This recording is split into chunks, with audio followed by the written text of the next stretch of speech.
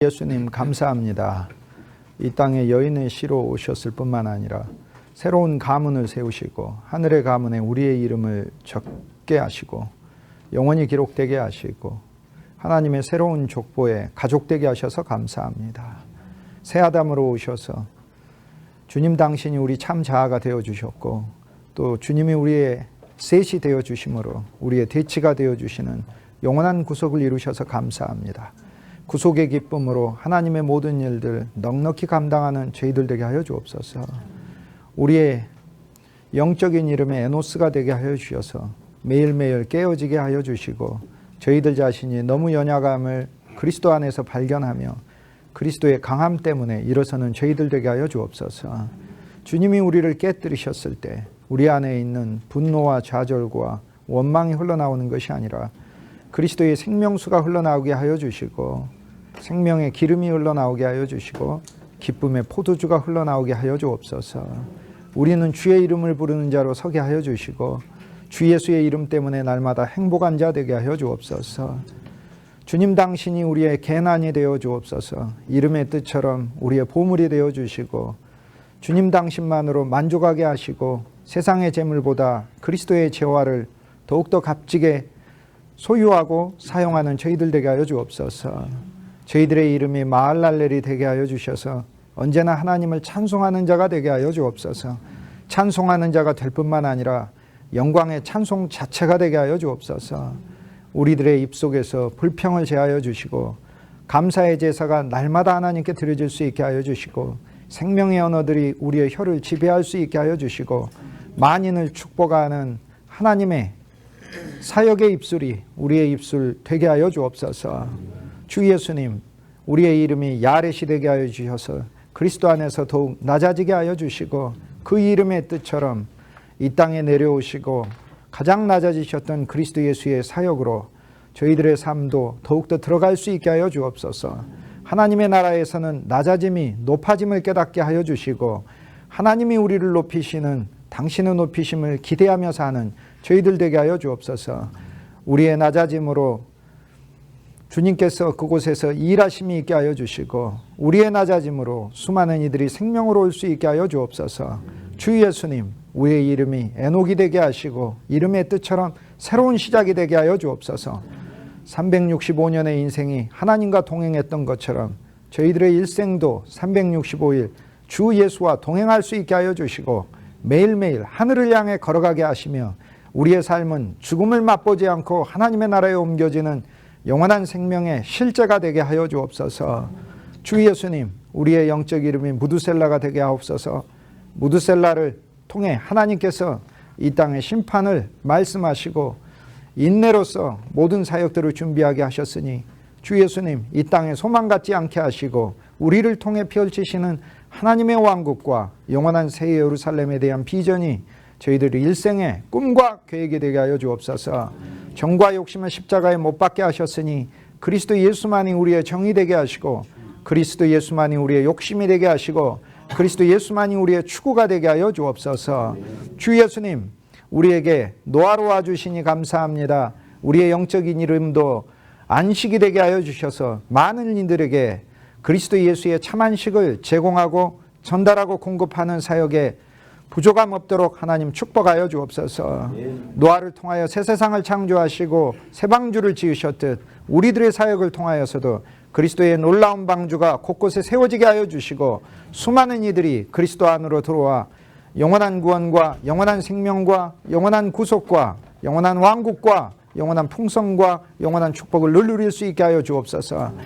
하나님은 당신의 종들을 긍휼히 여겨주시고 필요한 것 더 부어주시고 우리의 환경의 한계와 문제들도 주님 다 알고 계시오니 믿음으로 날마다 주님을 의지하며 나아가는 저희들 되게 하여 주시고 의지할 뿐만 아니라 하나님을 더 기대하게 하여 주시고 기대할 뿐만 아니라 우리를 통하여 일하실 하나님의 위대한 손길을 더욱더 신뢰하며 소망하며 나아가는 저희들 되게 하여 주옵소서. 필요한 문제들 해결하여 주시고 부족한 것들 우리 주님 공급하여 주시고 막힌 담들 헐어주시고 넘어갈 수 있게 하여 주시고 환경도 열어주시고 우리들이 공부하는 동안 우리들의 사역지도 동시에 주님께서 시간을 초월하여 그리고 시간을 병행하여 하나님이 준비하여 주옵소서. 우리들의 학문을 통하여 우리들 자신의 영광이 드러나는 것이 아니라 그리스도 예수의 보물과 그리스도 예수의 진리를 깨닫는 학문의 여정이 되게 하여 주옵소서. 우리 주 예수 그리스도 귀하신 이름으로 감사하며 기도합니다. 아멘. 옆에 분과 인사하도록 하겠습니다. 반갑습니다. 오른쪽 위에 첫 번째 보도록 하겠습니다. The children ready for salvation more than worldly wise. 자녀들이 구원을 위해 준비가 되었죠. 완전한 구원을 위해 more than, 이건 구원을 받기만 위해 준비된 게 아니라 구원을 전하기 위해 준비가 됐죠. 저와 여러분은 구원을 받기만 위해 준비된 게 아니고 하나님이 구원을 전하기 위해 준비한 사람들인 거죠. 그래서 구원을 위해 준비되었다라는 그 말씀은 이제 단순히 구원받기만을 위한 것이 아닙니다. 그래서 이 땅에 있는 현명한 자들, 이 땅에 있는 지식으로 현명한 자나 율법에 현명한 자나 좀 이따 나오는 율법사보다도 훨씬 더 현명한 길을 누가복음 10장에서는 이야기를 합니다. 자, 그러므로 우리는 성경을 하나의 율법으로 놓고 우리가 율법사가 되는 길과 성경 전체 안에 살아있는 참 말씀이신 그리스도를 놓고 그 그리스도 예수와 동행하며 가는 두 길 사이에 우리는 날마다 있는 겁니다. 그러니까 우리의 삶은 성경을 볼 때도 사실 이 말씀을 내가 지키냐 안 지키냐 이렇게 사실 이 말씀을 이렇게 이해한다면 그거는 율법사로서 서는 겁니다. 하나님의 모든 말씀은요, 본질이 인간이 지킬 수 없는 말씀을 하나님 주시는 겁니다. 하나님에게서 나오는 것은 예다담은 결코 할 수 없는 겁니다. 탐내지 말라라는 말씀조차도 예다담은 지킬 수 없는 겁니다. 하나님이 율법에서 선고하는 모든 것은 그것은 인간에 대한 하나님의 징계의 형벌입니다. 그러므로 그 율법을 주어서 단지 인간을 회개케만 하려고 하시는 게 아니에요. 그것이 인간이 지킬 수 없다는 걸 하나님이 가르쳐 주시는 하나님의 지엄한 지극히 높은 하나님의 본질이라는 거예요. 그러면 이 본질은 그 계명, 탐내지 말라. 이 계명은 우리 안에 그리스도 예수 그분이 실제로 들어오시는 그 순간부터 이 계명은 성취되며 주 예수님 한 분만을 얻기 위한 삶으로 나아갈 때 우리는 탐내지 않는 삶이 되는 겁니다. 그러니까 예를 들어 내가 이것도 안 가질래, 이것도 안 가질래, 이것도 안 가질래, 이것도 안 가질래 하는 게 탐내지 않는 삶이 아닌 거예요. 어떤 한 분만에게 나의 탐심이 다 갈 때 그때 탐내지 않는 삶이 되는 겁니다. 그 어떤 한 분이 바로 그리스도인 거죠. 그리고 그것이 바로 그리스도를 통해서 탐내지 않는 삶을 사는 겁니다. 176페이지 오른쪽 위에 그래서 Children ready for salvation more than worldly wise. 세상에 지식 있는 사람들보다 훨씬 더 하나님의 자녀들은 구원을 위해 준비되어 있습니다. After we repented of our sin, 우리가 우리의 죄들을 회개한 후에 죄는 우리의 불신입니다. 하나님을 안 믿는 것을 회개해야 합니다. 매일매일 하나님을 신뢰하지 않는 것을 회개해야 합니다. 세상은 계속해서 우리한테 여러 가지 그 요구들을 하죠. 위험과 그 환난을 주면서 우리의 마음을 신앙에서 벗어나게 하려고 하죠. 근데 벗어나는 것 자체가 그것이 죄입니다.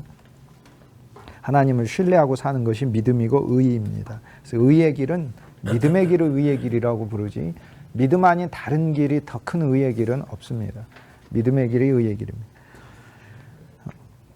Renounced our wickedness. 우리의 완악함을 그리고 거절한 이후에 and have been purified by baptism. 침례로 우리를 깨끗하게 하셨고 얼마나 감사해요. 한 침례로 우리를 하나님이 거룩하게 하셨다. We turn back to the eternal light. 영원한 빛 안으로 우리는 들어오게 돼서 as children to their father. 우리는 자녀로서 아버지에게 오게 돼서 rejoicing in the spirit. 영 안에서 기뻐하며 예수께서 말씀하시기를 I praise you, Father. 아버지여 내가 당신을 찬송하나이다. God of heaven and earth.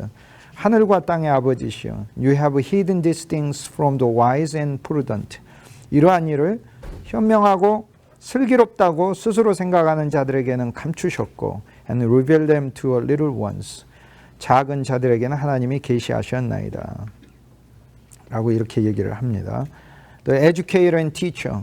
또 위대한 교육자시요. 또 위대한 교사는 그리스도죠. is naming us. 우리를 부르고 있습니다. little ones.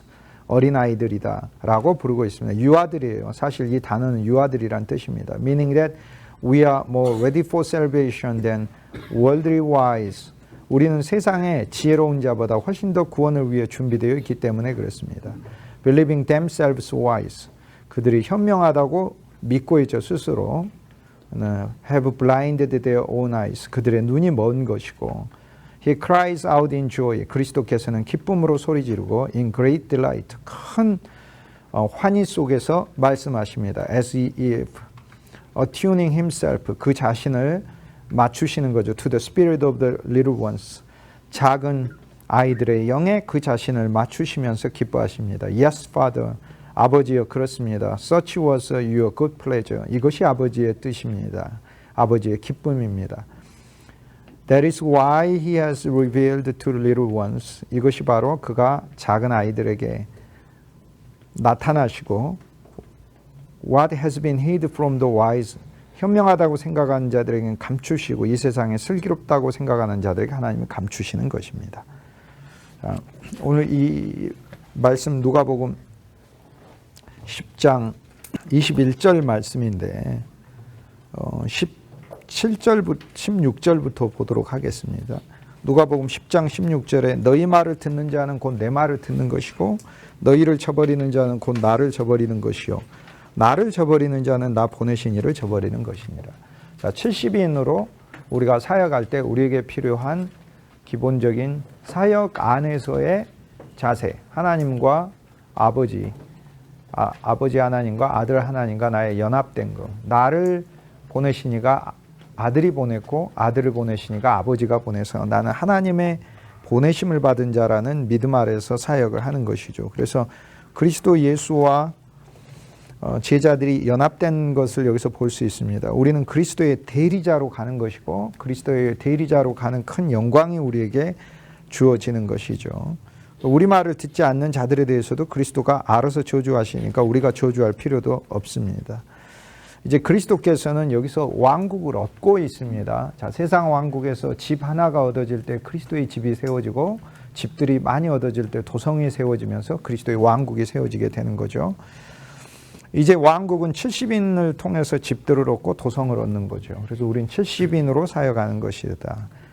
12은 선포하고 70인은 그 안에서 구체적으로 사역하는 겁니다. 그래서 우리는 하나님의 12제자로서 귀신을 쫓아내며 그리스도를 전파할 뿐 아니라 70인의 사역은 종려나무가 되어 그리스도의 달콤한 열매들을 주면서 그리스도의 집으로 바뀌어 나가게 하는 사역을 하게 되는 거죠.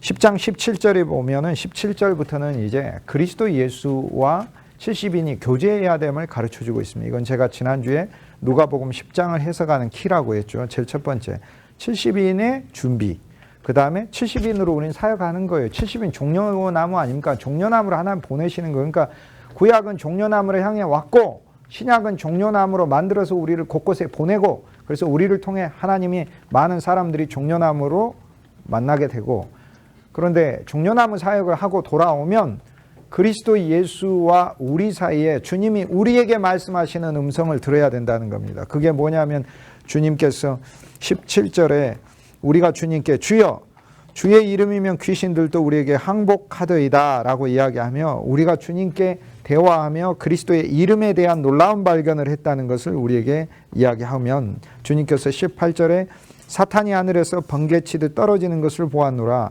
성도들의 위치가 이제 하늘에 하나님께 이르렀고 사탄은 하늘에 속하지 않고 70인의 사역을 통해서 우리들의 사역을 통해서 하나님께서 하나님의 권능의 왕국을 전파하는 것을 이야기를 하고 있죠.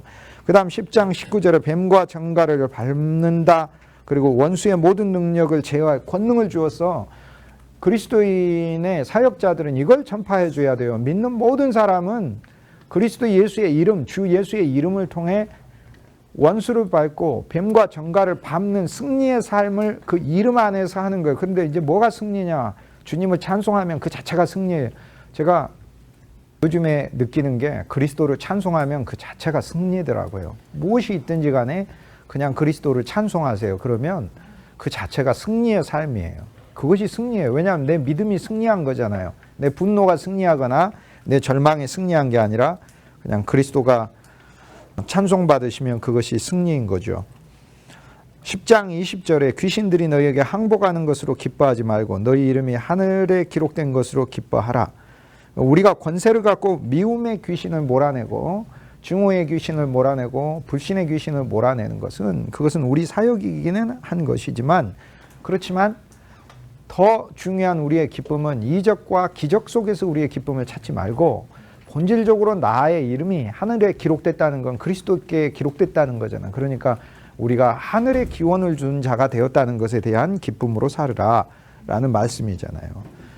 그래서 오늘 우리가 70인으로 사역할 때 우리가 기적에 초점 맞출 것인가 아니면 우리의 본질적인 기쁨이 하나님께 우리의 이름이 기록된 것에서 찾을 것인가 그거를 이야기해 주고 있습니다. 내 이름이 생명책에 적힌 것이 기쁨의 근원인 거죠. 귀신들을 여기서 이제 쫓아내야 되는데 밖에 귀신만 쫓아내지 마시고요. 우리 안에도 귀신이 있어요. 우리 마음에도 들어옵니다. 우리 영 안에는 들어오지는 않지만 그리스도의 영이 있어서 우리 마음에도 귀신이 자주 와서 속삭입니다. 베드로한테도 속삭였듯 그리스도와 함께 있듯 우리 마음의 귀신도 우리가 쫓아내야 되는 거죠. 그래야 사랑의 사역을 하게 돼 있어요. 요 앞에 귀신의 얘기가 나오고 그 밑에 선한 사마리아 사람 이유가 나옵니다. 우리가 사랑을 하지 못하도록 미움의 영, 어둠의 영, 우리를 분노하게 하는 영을 그리스도와의 교제를 통해서 쫓아내야 되는 것을 이야기하는 거죠. 10장 21절에 예수께서 거룩의 영 안에서 기뻐하시며 성령이 아니고 원문으로 하면 거룩의 영이에요. 거룩의 영. 성령이 아니고 거룩의 영이에요. 물론 성령이 거룩의 영이고 거룩의 영이 성령이죠. 근데 의미가 달라요. 성령은 거룩한 영이고 여기는 거룩의 영이에요. 명사예요. 무슨 뜻이냐면 우리에게 하나님의 영이 왔는데 무엇을 주시냐면 거룩을 주신다는 거예요. 그게 성령의 의미예요. 하나님이 우리에게 줘야 될 게 있어요. 거룩은 하나님의 선물이에요. 하나님 본질이에요. 그걸 우리에게 주신다는. 그래서 예수께서 거룩의 영 안에서 기뻐하신다는 말이 무슨 뜻이겠어요? 예수님은 왜 기쁨의 영 안에서 기뻐하시는, 평강의 영 안에서 기뻐하신다 이렇게 안 적어져 있고 왜 예수님이 거룩의 영 안에서 기뻐하신다고 돼 있을까요? 제자들은 분별됐잖아요. 제자들은 구분됐잖아요. 지금 우리는 70인으로서 주님이 우리에게 주신 영이 무슨 영이에요? 그냥 능력 행하는 영이 아니에요. 이 영은 능력의 영이지만 약할 때 능력을 주시는 능력의 영이지만 이 영은 거룩의 영이에요. 거룩의 영은 우리의 위치를 하나님께 속하게 해서 구별됐다는 영이고 거룩은 하나님과 본질적으로 교제하고 교통된다는 영인 것이고요. 그게 거룩의 본질의 의미입니다. 그래서 우리 안에 성령이 있다는 것은 하나님과 교통하는 본질이 우리 속에 있다는 것을 가리킵니다.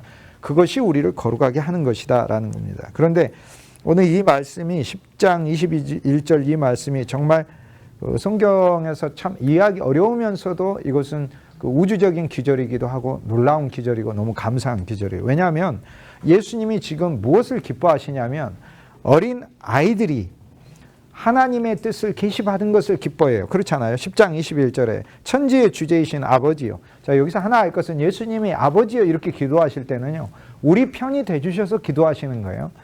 지금 하나님이 여기 있고 그리스도가 중간에 계시고 인간이 이쪽에 있잖아요. 지금 이렇게 돼 있지 않습니까? 구조를 이렇게 생각하시면 돼요. 하나님이 여기 있고 여기 인간이 여기 있습니다. 그런데 하나님이 인간에게 은혜를 막 부어주시는 게 이게 구약이에요. 그런데 하나님이 인간에게 은혜를 부어주시기 위해 하나님이 육신이 돼서 인간에게 온 게 이게 신약입니다. 그러니까 하나님이 하늘에서 은혜를 부어주시는 거하고는 상상도 할 수 없을 너무나 놀랍고 감사한 게 하나님이 육신을 입고 인간이 되신 바로 그분이 예수 그리스도이신 거예요. 그래서 성경에서 예수 그럴 때는 중간을 말하는 게 아닙니다. 우리가 대신 하나님을 얘기를 합니다. 성경에서 예수 그럴 때. 그런데 이 예수님은 이 땅에 태어나면 예수였는데 본래 로마서 9장 5절 평생 동안 기억하세요. 그리스도는 영원히 세세토록 찬송받으실 하나님이시로다. 그리스도는 세세토록 찬송받으실 하나님이시로다. 그러니까 그리스도는 이게 총체적으로 보면 그리스도는 원래 하나님이셔요. 그런데 그리스도는 하나님인데 이 하나님의 본질 안에 아버지가 있어요. 그런데 이 아버지 되시는 하나님의 본질을 그리스도도 같이 공유하고 있어요. 그것을 삼위일체라고 그래요. 그래서 하나님의 아버지됨에 모든 만물을 만드시고 창조하시고 생성하시는 이 하나님 아버지는 성부와 성자와 성령의 공동 본질이에요. 그래서 성부도 아버지고 성령도 아버지고 성자도 아버지예요. 왜냐하면 성령도 우리를 태어나게 하셔요. 성령도 하나님이시기 때문에. 자, 이제 그리스도의 초점만, 삼위일체 말고 그리스도의 초점 맞춰 제가 얘기해 볼게요. 그리스도는 본래 하나님이셔요. 그런데 그리스도가 하나님의 아들이시라는 것은 이 편에서 하나님의 아들이에요. 그리스도는 이 편에서.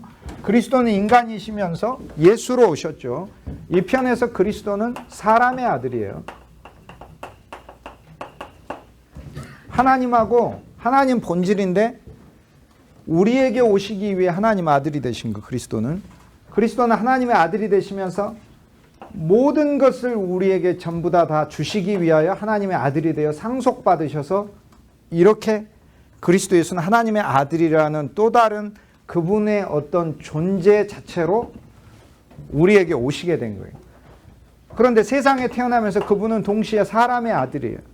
그런데 여기에서 하나님의 아들이 이분이 우주의 여러 명이 아니라 하나라는 거예요. 그러니까 독생자라고 부르는데 이 자는 아들 자자가 아니라 사람 자자. 그래서 독생하신 분이다 이렇게 불러요. 쉽게 얘기해서 하나님 아버지의 모든 것을 유일하게 가지고 계신 한 분이시다라는 얘기예요.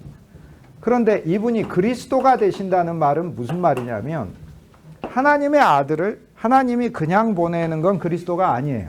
왜 아니냐면 그리스도란 하나님이 특별한 임무를 주었을 때 그리스도가 되는 거예요. 그러니까 그리스도란 쉽게 얘기해서 하나님이 어떤 사람을 기름 부어서 그러니까 뭐 여러 사람이 있는데 이새한테 아들이 많아. 그런데 그냥 아들 중에 내가 네 아들들한테 다 축복 준다. 그건 그리스도가 아니에요. 그런데 이새의 어떤 아들에게 하나님이 특별히 기름을 부어서 특별한 임무를 맡기면 그걸 그리스도라고 불러요. 그러니까 하나님의 아들이며 이분이 그리스도라는 이야기는 이분이 특별한 임무를 가지고 우리에게 왔다는 것을 뜻합니다.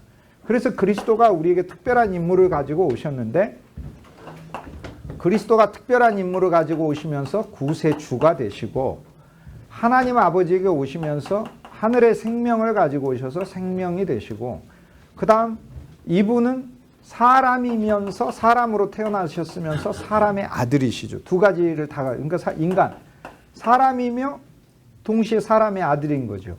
사람이라는 것은 그분 자체가 하나의 사람이 우리 자체라는 거고 사람의 아들이라는 것은 인간 중에서 하나님은 어떤 모든 인간의 대표가 되는 아들은 우리의 새로운 존재니까 모든 인간의 대표가 되는 것을 인간 중에서 하나 세우시겠다고 했어요. 그래서 이 존재가 예를 들어서 각각이라면 하나님은 각각으로 보내실 수 있어요. 예를 들어 하나님이 직접 오셔요. 첫째, 하나가 왔죠. 하나님이 하나님 아들 보내셔서 하나님 뜻을 계시하실 수 있어요. 그럼 두 번째, 그래서 두 명이 왔네요. 그 다음 세 번째, 하나님의 아들이 천사가 보내져서 올 수도 있고 여러 명이 올 수도 있는데 독생, 하나님의 모든 것을 가지고 오신 분이 또 세 번째 하나가 있죠. 그 다음 하나님이 이거하고는 전혀 별개로 심지어 미카엘이든 가브리엘이든 어느 천사를 그냥 네가 특별하다, 네가 그리스도다 이렇게 임명할 수도 있어요. 그러니까 그리스도도 역할이 별개예요. 그 다음에 하나님께서 죄값으로 어떤 한 존재를 제물로 보내고 그 제물을 통해서 인간을 구원하는 구세주를 또 보낼 수도 있어요. 그리고 이 생명은 하나님 본질 안에 있기 때문에 이 하나님 본질 안에 있는 생명을 하나님은 따로 보내실 수 있어요. 이거하고는 전혀 별개로 어떤 인간이 그냥 태어날 수 있어요. 그냥 인간이 하나님과 아무 관계 하나님에게서 온 인간이 아니라 그러니까 그 인간이 태어나서 그 인간 중에서 어떤 한 존재를 통해 하나님이 세상을 구원하시겠다고 여인의 후손 중에 세상을 구원하시겠다고 하나님이 또 약속해 두셨어요. 구약에. 그러니까 따로따로 있으면 전부 다 따로따로 있으면은 그렇죠. 하나님이 이 많은 사람들을 보내서 이 많은 사람을 통해 각각의 역할을 통해 하나님의 일을 하게 할 수가 있어요. 그런데 하나님은 단 한 분을 보내셔서 이 한 분 안에 이 모든 신분이 다 있게 하신 거다. 그 얘기예요. 그게 그리스도 예수라는 거죠. 이 한 분 안에. 그래서 성경에서 예수 그랬을 때는 우리 인간 편에서 계신 분을 가리켜요. 자, 그러면 이제 제가 여기서 질문을 드려볼게요. 승천. 우리가 승천하신 그리스도 이렇게 얘기를 할 때 그리스도가 승천한 거는 놀랍습니까? 안 놀랍습니까? 그렇죠. 놀랍다가 절반 대답이 나오고 안 놀랍다가 절반 대답. 그게 맞는 말이에요. 왜냐하면 그리스도는 특별하게 하나님이 지정한 분이니까 특별하게 지정한 분이 하늘에 올라가는 게 놀라울 수도 있겠죠. 그런데 그리스도니까 여기 있는데 이렇게 올라간 거니까 굉장히 놀라운 게 될 수 있겠죠. 그럼 제가 다시 물을게요. 하나님 아들이 승천한 게 놀라운 일입니까? 아닙니까? 안 놀라운, 원래 하나님 아들은 원래 하늘에 계시니까. 그런데 사람이 승천한 것은 놀라운 일이에요. 자, 히브리서 기자가 예수가 하늘에 계신 것을 본이라고 얘기를 해요. 이것은 온 우주에 한 번도 일어나지 않은 사건이에요. 자, 하나님의 아들이 하늘에 계신 것을 본이는 언제나 있었어요. 언제나. 그러니까 자, 이게 바로 그리스도이신 거예요. 그래서 그리스도는 하나님 편에선 하나님의 아들이 되시고 우리 편에서는 우리가 되셔요. 그래서 그리스도는 하나님 편에서 우리에게 하나님을 말씀하셔요. 우리한테 오셔가지고 이렇게 모든 성경의 말씀들이 그리스도가 하나님으로서 오늘 우리들에게 얘기하시는 거예요. 여호와로서. 또 거꾸로 그분은 인간이 되셔서 하나님께 그리스도가 올리는 모든 기도는 심지어 그분 자신 본질 안에 있는 하나님께 올리는 기도지만 그분이 스스로 하나님과 동등됨을 취할 것으로 여기지 않고 자신을 비워 인간이 되셔서 인간 자체로서 하나님께 올리시는 기도라. 예수님이 하나님께 올리는 기도는, 이 기도는 쉽게 해서 내가 올려야 될 기도를 대신 주님이 올려주시는 기도예요. 이게 그러니까 너무나 감사한 기도예요. 이게 예수 그리스도 안에서 일어난 이 모든 신분의 공로들, 기능들입니다.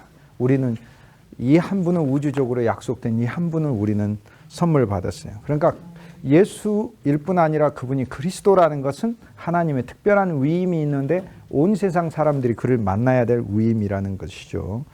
그것을 알아야 하는 것이죠. 자, 21절 말씀을 보면 그래서 예수께서 거룩의 영 안에서 기뻐하시며 라고 이렇게 얘기를 할 때 여기 예수께서 거룩의 영은 어디 있어요? 여기 있잖아요. 여기 있잖아요. 이제 보이십니까?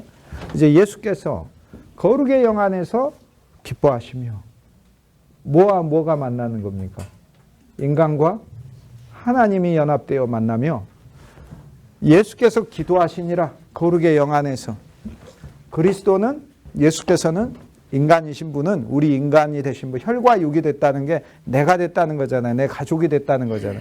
나 자체가 됐다는 거잖아요. 예수께서 거룩의 영 안에서 하나님의 본질을 가지고 인간과 하나님을 연결시키면서 기도하시니, 즉 나의 기도를 하나님께 드려주시니.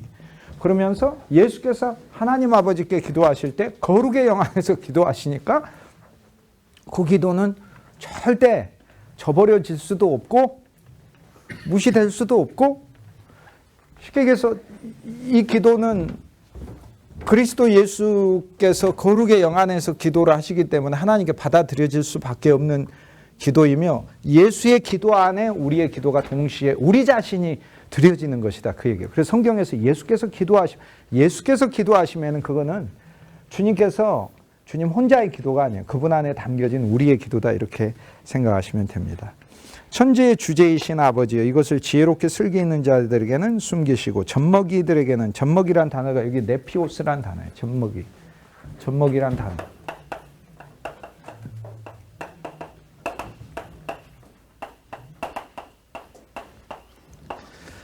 젖먹이들에게는 나타내셨나이다.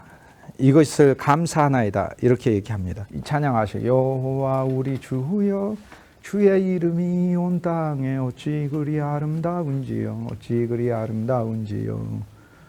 이제 그거 하다가 시편 8편을 가지고 부른 찬송인데 그 시편 8편에 있는 내용을 다 찬송을 해요. 사람이 무엇이간데 주께서 저를 권고하시며 인자가 무엇이간데 주께서 저를 방문하시며, 주께서 저를 생각하고 주님께서 저를 방문하시며. 하나님은 거룩의 영이잖아요. 거룩의 영이 거룩에 있어야지 이 하찮은 인간을 무엇 때문에 생각하시고 무엇 때문에 방문하십니까? 이렇게 얘기를 해요. 무엇 때문에? 인자, 사람의 아들과 사람이 무엇이간데. 그렇게 얘기하면서 이제 실은 우리인 것 같지만 우리가 아니에요. 왜냐하면 히브리서 2장 6절에 바로 이 시편이 누구에게 쓰여진 시편인가를 히브리서 기자가 밝히고 있어요. 또 성경에 일렀으되 누군가 노래하, 다윗이 노래했지 누군가 노래하여 가로되 사람이 무엇이간데 주께서 저를 생각하시며 인자가 무엇이간데 주께서 저를 권고하시나이까. 그를 잠시 천사보다 못하게 하셨다가 죽음의 고난을 받으심으로 말미암아 영광과 존귀로 관쓰신 이를 보니 그리스도 예수시라. 이렇게 히브리서 2장 6절에서 이야기를 해요. 자, 그래서 시편 8편에서는 새 창조, 그리스도 안에서 이루어진 새 창조를 이야기하는데, 이제 제 얘기의 요점은 이제 두 가지인데, 첫째는 그 시편의 노래를 할 때 시편 8편의 2절이 제일 중요한 귀절인데 그게 없어요. 주께서 젖먹이의 입으로 권능을 세우시며, 주께서 젖먹이와 어린아이의 입으로 권능을 세우시며 원수와 보수자들이 잠잠하게 되민이라. 시편 8편 2절에 그 귀절이 있어요. 근데 찬송에 그게 없어요. 근데 이 귀절이 시편 8편에서는 제일 중요해요. 왜 중요합니까?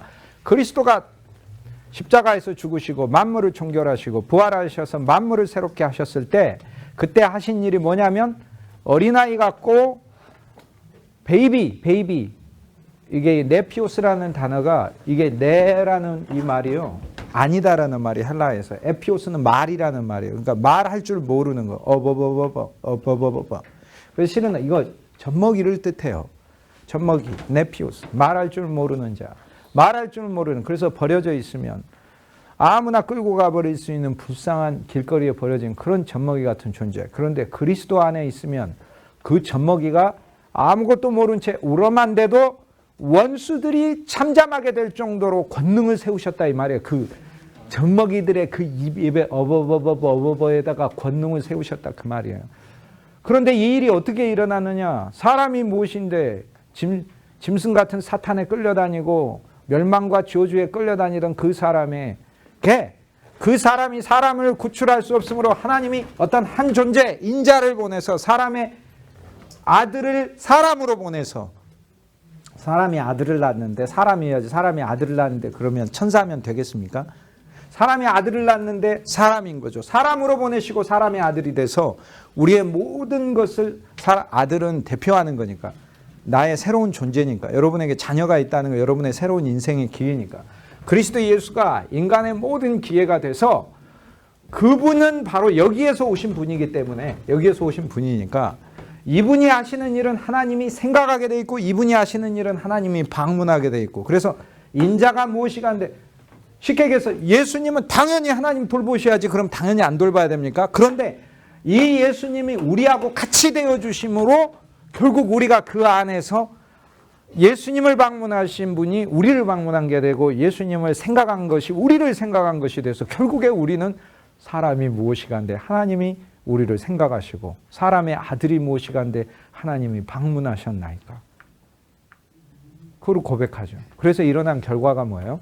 우리가 하나님과 함께 승천하였고 승천 안에 하늘 안에 살고 있는 우리들에게는 우리가 어버버버해서 젖먹이 같으나 우리의 입에 권능을 세우셨다. 아멘. 그래서 여기 누가복음에 보면 정갈과 독사를 뱀을 밟는 힘을 너희에게 주셨고 19절에 그렇잖아요. 뱀과 전갈을 밟으며 원수의 모든 능력을 제어하고 20절에 10장 20절에 누가복음 귀신들이 너희에게 항복하고 이 놀라운 일을 주셨다는 거 아니에요. 그러니까 10장 21절에 천지의 주제이신 아버지여 이것을 지혜롭고 슬기 있는 자들에게 숨기고 젖먹이에게 나타나심을 감사하나이다. 옳소이다. 이렇게 된 것이 아버지의 뜻입니다.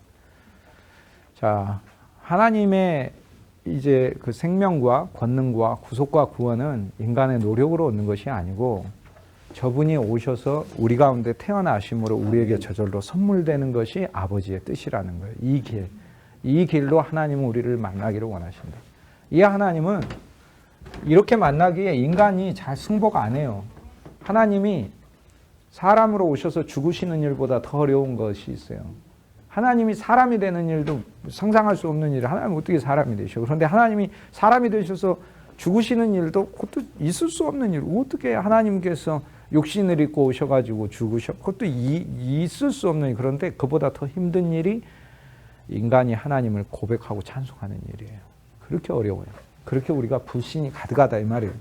그래서 하나님께서는 이 그리스도를 보내셔서 하나님의 사랑을 베푸시고 율법을 주셔가지고 율법의 계명들을 지켜서 하나님을 만나는 이 옛일을 폐하시고 이 그리스도 예수를 우리에게 직접 주셔서 이 그리스도 예수 안에서 율법을 만나게 하고 그리스도 예수가 우리에게 훨씬 더 고상하고 큰 율법을 가르치시고 가르치실 뿐 아니라 율법의 영과 율법의 능력을 우리에게 주시면서 우리를 끌고 가시는 사역. 이 사역의 길로 하나님이 창세전에 계획하시고 예수 그리스도를 보내셨다라는 거예요. 그래서 누가복음 10장 21절은 시편 8편 2절의 성취예요. 시편 8편 2절에.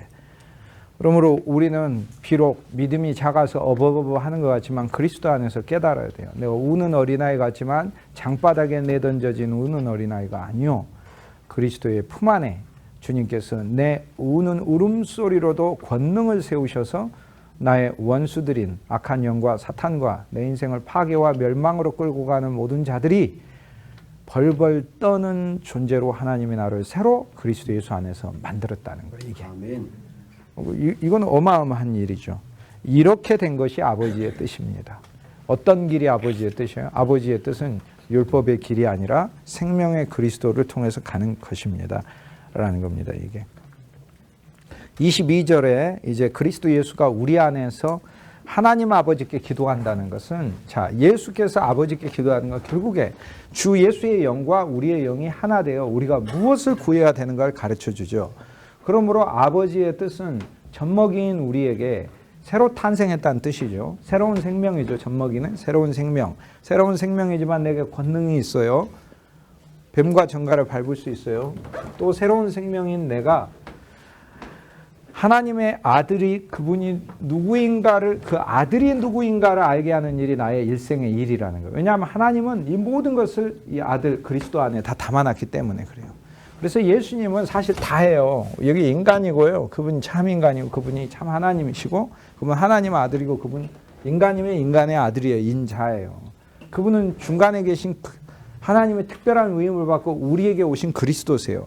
그래서 그리스도는 우리를 향한 거예요. 이렇게. 그런데 거꾸로 중보자세요. 또 중보자라 이건 양편이에요. 그런데 이분은 보혜사세요. 보혜사는 또 우리 편을 가리키는 거예요. 아, 변호사가 내 편이지 그러면 변호사가 부동산 중개인은 달라요. 부동산 중개인은 어느 한 편만 과도하게 들어버리면 그건 좋은 중개인이 아니에요. 집 파는 사람도 적정하게 이윤이 있어야 하는 거고 집을 새로 사는 사람도 너무 시세에 비싸지 않게 살 수 있도록 중개해 주는 거예요. 그게 중보자예요. 그 예수님은 중보자예요. 근데 보혜사라는 말은 뭐예요? 내 편에 완전히 와 계시는 분을 얘기를 해요. 쉽게 해서 하나님하고 나 사이에 무슨 일이 발생했을 때 전적으로 중간에서 말씀하시는 중보자가 있고 그 다음에 완전히 내 편이 돼가지고 중보자보다도 더 내 편이 돼가지고 말씀하시는 보혜사가 있는데 요 두 역할을 다 그리스도가 하신다 그 얘기입니다. 그러니까 이거는 상상할 수 없는 이야기예요. 메시테스 중보자고 이분은 보혜사고 파라클레토스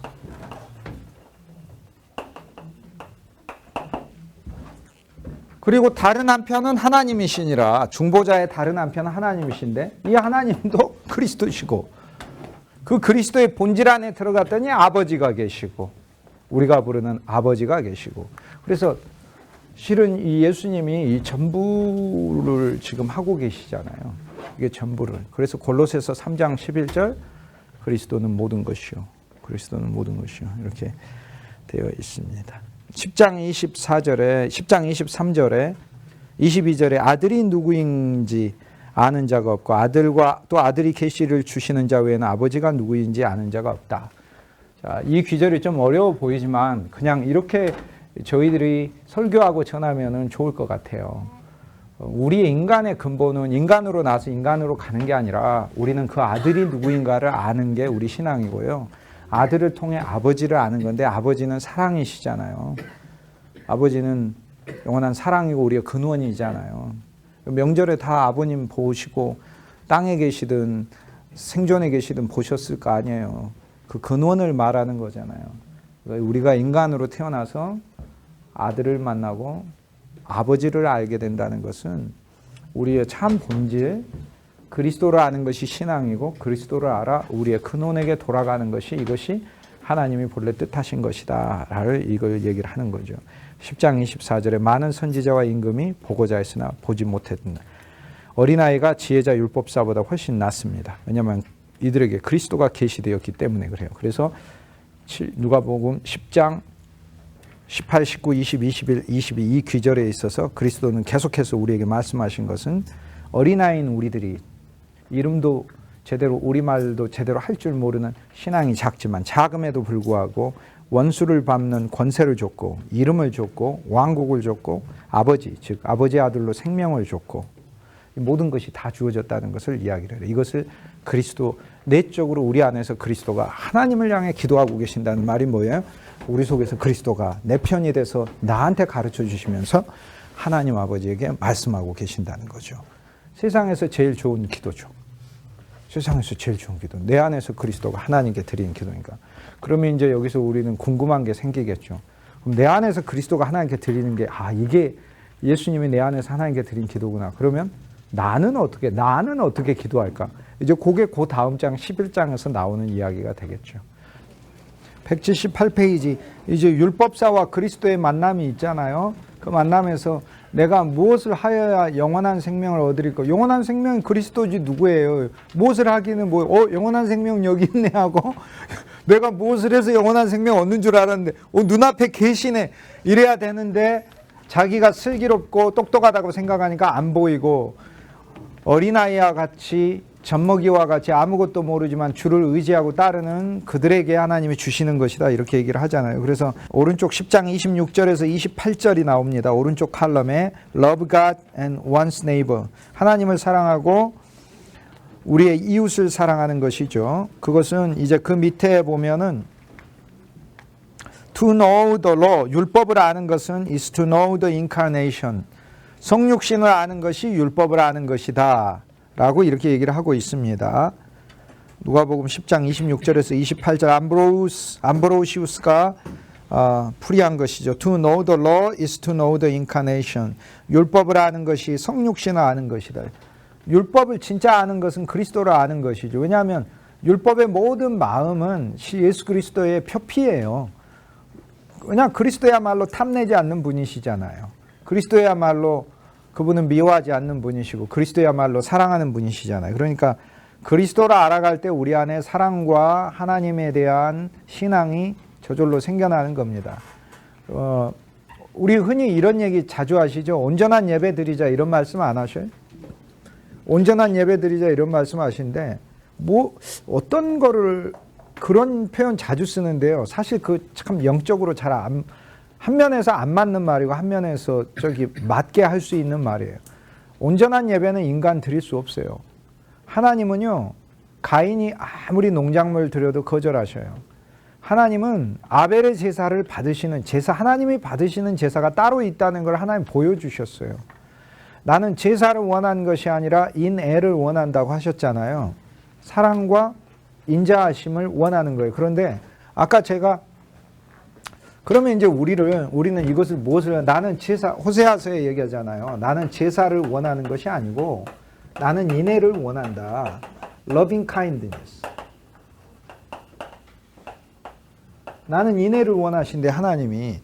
그러면 우리가 하나님을 사랑하는 걸 하나님 원하신다는 거잖아요. 그러니까 온전한 예배는 우리가 하나님을 사랑하는 거잖아요. 근데 그러면은 예배에서 새신자가 와 있으면은 그럼 온전한 예배 아니겠네. 거기. 왜? 새신자의 마음속에 하나님을 사랑하는 게 없는데. 그러면은 성도는 온전한 예배 드리고 신앙 연수가 많은 장로님은 온전한 예배 드리고 그럼 새신자는 온전한 예배 안 드리는 건가요? 자, 하나님이 우리에게 원하시는 인애를 원한다는 건 양방향 말씀인데 이게 이제 소선지서를 해석하는 방법입니다. 이거를 율법으로 말을 하자면 우리가 하나님을 사랑하는 걸 하나님 원하신다는 거죠. 근데 율법은 거짓이 아니니까 하나님 맞아요. 그런데요, 이거 복음으로 이야기하자면 누군가가 여기 하나님이 계시니까 여기 인간이 있잖아요. 그러면 제사란 이렇게 올려드리는 것인데 실은 제사는 이렇게 올려드리는 게 아니라 제사는 중간이에요. 제사는 하나님이 우리한테 베푸시는 거하고 인간이 하나님께 베푸시는 거가 양방향이에요. 이게 세상의 제사와 헤브라이즘 제사의 차이입니다. 하나님과 인간 사이에는 두 개가 오가요. 쉽게 얘기해서 인간이 하나님께 제물을 드리는 것 같지만 하나님이 거꾸로 이 제물을 인간에게 선물하시고 제물을 통해 약속을 선물하셔요. 그러니까 제사라는 의미는 전적으로 인간이 하나님께 바치는 그런 종교적인 개념으로만 생각하면 안 됩니다. 다시 인내에 집중을 해볼게요. 인간이 하나님께 하나님을 사랑하는 것을 알아야 하는 거죠. 하나님 그걸 원하신다는 거예요.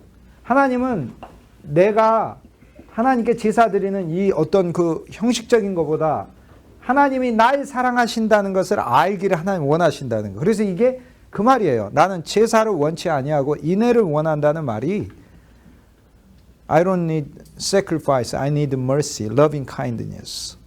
Loving kindness. This means Jesus Christ showed loving kindness to the Lord. So we need to apply Jesus' loving kindness in our heart when we make a sacrifice, which is worship. Okay? So which sacrifice God accepts? Ours or Christ? Christ. 포인트를 그냥 얘기하겠습니다. 시간이 없으니까. 인간은 하나님께 인애를 드릴 수가 없어서 어떤 한 인간이 우리한테 와요. 하나님 보내셨잖아요. 하나님 그분이 왔잖아요. 그분이 하나님을 향해 러빙 카인드니스를 보인 거예요. 그래서 하나님이 이걸 원하신 거예요. 이거를. 우리는 하나님 앞에 거룩으로 예배해야 돼요. 거룩.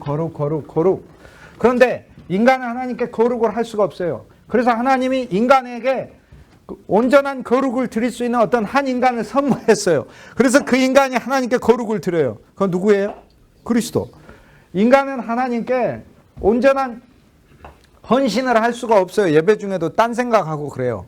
그래서 하나님이 인간에게 온전히 하나님을 생각할 수 있는 어떤 한 존재를 우리 편에다가 완전히 보내줬어요. 그게 예수 그리스도예요. 그래서 하나님이 우리에게 인애를 원한다는 말은 그것은 그리스도 예수께서 오셔서 하나님을 향해 인간이 하나님을 보이시는 사랑, 그리고 인간이 하나님을 향해 보이는 사랑, 그리고 하나님이 인간을 향해 보이는 그 사랑, 이 사랑의 실제가 그리스도이기 때문에 그리스도를 원하신다는 말씀이에요. 그럼 우리가 어떻게 온전히 예배드립니까? 온전히 예배드리고 어떻게 온전히 예배드려요? 예수 그리스도를 가진 것이 온전히 예배드린 것이지. 예수 그리스도를 소유한 게 온전히 예배한 것이고, 예수 그리스도가 날 구원하셨고 내게 영원한 생명이 되시고, 이 예배를 통하여 하나님 날 축복하시고, 예배 안에서 내가 기쁨과 감사가 넘치는 것이 온전히 예배드리는 거예요. 이 예배 안에서 예수님이 나와 함께 하셔서 이 그리스도를 내가 가졌다는 것을 내가 깨달을 때, 그때 진짜 나는 예배를 온전히 드린 거다. 그 말. 왜냐하면 예배의 목적은 그리스도를 만나는 거예요. 그리스도를 아는 거예요. 그리스도로 채워지는 거예요. 그리스도를 통해 하나님께 감사하는 것이 그것이 예배라. 그것이 예배를 온전히 드리는 거죠. 그래서 그리스도를 아는 것이 율법을 아는 것이죠. 그분의 성육신 가운데 이것이 율법이 있는 것이죠. 178페이지 밑에서 세 번째 줄 보면 Whoever does not know Christ, 그리스도를 모르는 자는 does not know law either, 율법을 그래서 모르는 것입니다. 왜냐하면 모든 율법은 그리스도를 가리키기 때문에 그래요. 탐내지 말라 율법이 있는데 탐 안 내려면 그리스도 한 사람을 만나야 돼. 그분을 탐내야 내가 다른 사람을 탐내지 않는 것이 내 안에 생겨나고, 그분이 너무 좋으니까, 달콤하니까. 그분은 설탕물보다도 비교할 수 없고 꿀송이보다도 더 단 분이니까. 그리고 그 탐내지 않는 마음도 그분이 주시기 때문에. 그러니까 결국에 율법의 성취는 그리스도인 거죠. How can he know the law? 인간이 어떻게 율법을 알 수 있어요? When he is ignorant of the truth. 실제를 모르고서 어떻게 율법을 알 수 있단 말입니까? Since the law proclaims the truth. 왜냐하면 율법이 실제, 진리를 선포하고 있기 때문에 그렇습니다. 오른쪽 칼럼에 제리코, an image of the world, 세상의 모습인 여리고, 암브로시우스가 번역한 겁니다. 제리코 풀이한 거죠. 해석한 거죠. 여리고는 an image of this world, 이 세상의 모습이다. 에담, 거기 한 사람은 아담을 얘기하고 cast out from paradise, 예루살렘에서, 그러니까 하나님의 찬송하는 그 도시에서 쫓겨나서, and heavenly Jerusalem, 하늘의 새 예루살렘에서 쫓겨나서 descended to it, 내려가는 자도 by the mistake of transgression, 그의 범죄를 통해 여리고로 가는 거죠. 왜냐하면 여리고는 구약에 멸망받은 곳이잖아요. 여리고를 세우는 자는 하나님 가만 안 둔다고 하셨잖아요. 근데 여리고가 성지순례 가시면 여리고에 세워져 있어요. 이제 여리고에서 비즈니스 하시는 분들은 진짜 큰일 났잖아요. 그죠? 하나님이 여리고를 세우는 자는 가만 안 둔다고 해요. 성경을 그렇게 육적으로 적용하면 안 된다 이겁니다. 성경을 육적으로 적용하면 성지순례 가셔가지고 가나안족 죽인다고 막 칼 들고 돌아다니면서 신문에 나오는 일이 있습니다. 신문에 나온 정도가 아니라 진짜 큰일 납니다. 성경은 영적 이야기예요. 육적 이야기를 통해 영적 이야기를 적용하라고 하는 거예요. 육적 이야기를, 그러니까 성경은 육적인 걸로 사건이 맞아요. 아브라함 진짜 있었지 그러면 아브라함이 모형으로 있었습니까? 방주가 진짜 있었지. 그런데 그걸 통해 하나님은 그 그리스도 예수 안에서 일어나는, 예수님을 통해 일어나는 영적 사건을 설명하고 계시는 거예요. 예수님은 이미 새 예루살렘을 짓고 있는데 제자들이 사도행전 1장에 나타나서 예루살렘을 언제 회복하십니까? 이러고 물어보고 있으니 참 그날과 그 시는 너희가 알 바 아니요. 그날과 그 시. 그러니까 예수님의 왕국은 영원 속에 있는 거예요. 그래서 니들이 그 날과 시로 말할 수 있는 게 아니라는 게 예수님 말씀은. 날과 시가 너희가 알 수 있는 왕국이 아니라는 거예요. 예수님이 이미 새 예루살렘을 제자들 불러서 그 순간부터 이루고 있고 지금 누가복음 10장에서 70인을 보내가지고 지금 다 왕국을 만들고 있는데 세상 섬기고 세상 좋아하다가 그리스도의 왕국으로 다 바뀌고 있는데 그거를 못 보고 계속 있다가 예수님한테 이스라엘 언제 회복하셔? 이러고 물어보고 있으니 회복했잖아 예수님이. 지금 회복되고 가고 있는 것이고요. 그거를 이제 예수님이 말씀하고 계시는 거죠. 그래서 여리고에서 장사하셔도 돼요. 그러니까 영적 여리고에서는 장사하면 안 된다 그 얘기입니다. That is, 그것은 departing from the living to the hell, 생명에서 지옥으로 사는, 생명의 삶에서 지옥으로 가는 것이고, for whom change not of place of conduct made exile of his nature, 그의 본성에 포로됨을 만든 행동을 가리킵니다. 그것은 단지 장소의 변화를 가리키는 것이 아니라 그의 본성이 포로가 됐어요. 새 예루살렘에 속한 시민에서 여리고 시민이 됐다는 거죠. He was greatly changed from Adam, 아담으로부터 who enjoyed eternal blessedness, 영원한 축복을 누린 아담에서 쓰러진 강도가 됐다는 것이 인간의 현실이라는 거예요. When he returned aside to worldly sins, 그가 세상의 죄들에게 더 빠지게 되었을 때, 아담 fell among thieves, 아담은 강도들 사이에 쓰러지게 됐고, among whom he would not have fallen if he had not strayed from the heavenly command, 하늘의 명령으로부터 벗어나지 않았다면 그러지 않았을 것입니다. 하지만 쓰러지게 되는 게 인간의 운명이었어요. Made himself vulnerable to them, 그리고 세상에 전혀 아무 방어도 없이 내던져졌습니다. Who are those thieves? 도둑들이 누구인가? If not the angels of the night and darkness, 밤에 어둠의 천사들, 어둠의 사자들이죠. 천사가 아니라 흑암의 영들인 것이죠. Who sometimes transform, 이들은 종종 바꿉니다. Themselves, 그들 자신을 into the angel of light, 빛의 천사인 것처럼 가장에서 나타납니다. This first, 이들은 먼저 steal the cloth of the spiritual grace, 하나님의 영적인 은혜의 옷을 벗기고, we have received, 우리가 하나님께 받은 영적인 은혜의 옷을 벗기고, are then accustomed to inflict wounds, 그리고 우리를 상처투성이로 만들고, we preserve unstained garments, 만약에 우리가 때가 묻지 않은 옷을 보존했다면 we have put on, we cannot feel the robber's blow, 그러나 우리가 강도가 치는 것을 느낄 수 없었을 것입니다. 그런데 때 묻은 옷을 입고 찢어진 옷이 있기 때문에 강도에 의해서 더 쓰러졌을 때 많이 다친다는 얘기입니다. For fear that you are the first stripped as Adam, 아담처럼 너는 벗겨졌고, was first stripped of the heavenly command, 하늘의 명령으로 벗겨졌습니다. 그 밑에 보시죠. 그 밑에 Jesus is good Samaritan, 예수님이 선한 사마리아 사람입니다. That extraordinary Samaritan did not himself shun him from the priests and rabbis. 이 놀라운 이 사마리아 사람은 제사장과 레위인이 지나가서 놀란 것처럼 그렇게 놀라지 않았습니다. In the name of the sect, you may not shun. 여러분은 한 성도로서 you may not shun. 놀라지 않아야 됩니다. Whom you will admire by interpretation of the word. 이 말씀을 풀이할 때에 만나시는 분으로 인해 놀라지 않아야 합니다. Indeed, God is signified by the name Samaritan. 사마리탄이라는 이름 자체가 지키다라는 뜻이에요. 그래서 이것은 그리스도 예수를 가리키는 본성을 의미해요. 주님이 우리를 지키신다는 거예요. The interpretation means this. 이것은 who is the guard? 누가 우리를 지키는 자입니까? The Lord preserves infants. 주님께서 어린아이들을 지키시는 자이십니다. 우리들 어린아이니까. Thus, as there is one Jew in the letter. 율법 안에 있는 한 유대인이 있고 another in the spirit. 여기에 또 영 안에 있는 다른 사람이 있습니다. 그래서 우리는 두 종류의 사람 중에 한 사람인 거죠. 율법 안에 있는 자거나 영 안에 있는, 우린 영 안에 있는 자죠. 그리스도 안에 있으니까. Here the Samaritan is going down. 사마리아인은 so there is a Samaritan in public. 사마리아인은 공적으로 하나가 있고 another in secret. 또 다른 사마리아인은 비밀리에 있는 사마리아인이죠. 그게 예수님이 한 면에서 공적이시로 여기 말씀에 나온 사마리아인처럼 우리에게 비밀리에 있는 분이시죠. Here the Samaritan is going down. 사마리아인은 아래로 내려가고 있는데 Who is he except who descended from heaven? 하늘에서 내려온 자가 아니면 대체 이분은 누구시겠습니까? 그리스도 예수가 사마리아인이라는 얘기입니다. An allegorical interpretation of Good Samaritan. 사마리타인의 우의적 해석, 오리겐이 한 건데요. One of the elders wanted to interpret the parable as follows.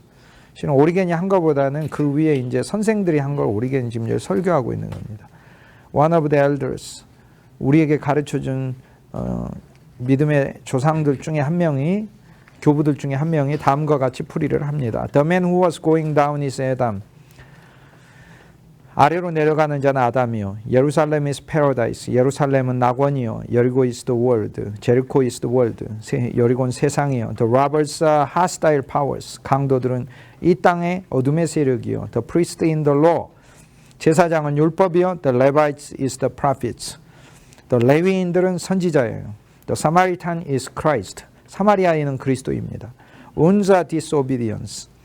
이 상처들은 불복종을 나타내고 Beast is the Lord's body. 나귀는 주님의 몸을 이야기합니다. 반도키움, 사관이죠. 이 사관은 즉 stable, 마국간을 가리키는데 which accepts all, 모든 사람을 다 받아들이는 곳을 의미를 하고 is the church, 그것은 교회를 이야기합니다. Two denarii, 데나리온 두 개는 아버지의 아들을 의미하고 manger of the stable, 외양간의 말 구유는 is the head of the church. 그것은 교회의 머리가 누이신 곳이고 그리스도의 자리이며 to whom 그것에 its care has been entrusted. 그리고 그 교회에 보살핌이 주어져 있습니다. The fact that Samaritan promises, 사마리아인은 약속하고 있으면 he will return represents, 그리고 다시 올 때 갚으시겠다고 약속하는데 represents, 이것은 대표합니다. 무엇을 나타냅니까? The Savior's second coming. 주님의 두 번째 오심을 이야기를 합니다. The Samaritan, 사마리아인은 who took pity on the man, 그 사람에게 긍휼을 가지고 he had fallen among the thieves. 나귀들, 마귀들, 강도들이죠. 그 가운데 쓰러져 있는 아담에게 다가가는데 is a truly guardian, 참으로 보호자이십니다.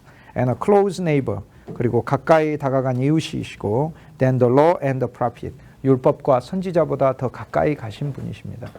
여기까지만 보도록 하죠. 뒷부분의 이야기는 제가 강의 안에서 포함해서 이야기하도록 하겠습니다. 자, 지난 시간에 율법사가 와서 물었을 때 직업 틀렸죠, 질문 틀렸죠, 동기 틀렸죠, 자세 틀렸죠. 모든 게 틀렸다는 걸 우리는 배웠습니다. 다 틀렸어요. 그런데 예수님께서 율법에 무엇이라 기록되었고 내가 어떻게 읽느냐, 두 가지를 물어봤는데 어떻게 읽느냐라는 그 단어가 아나키네스코라는 말이에요. 아나키노스코.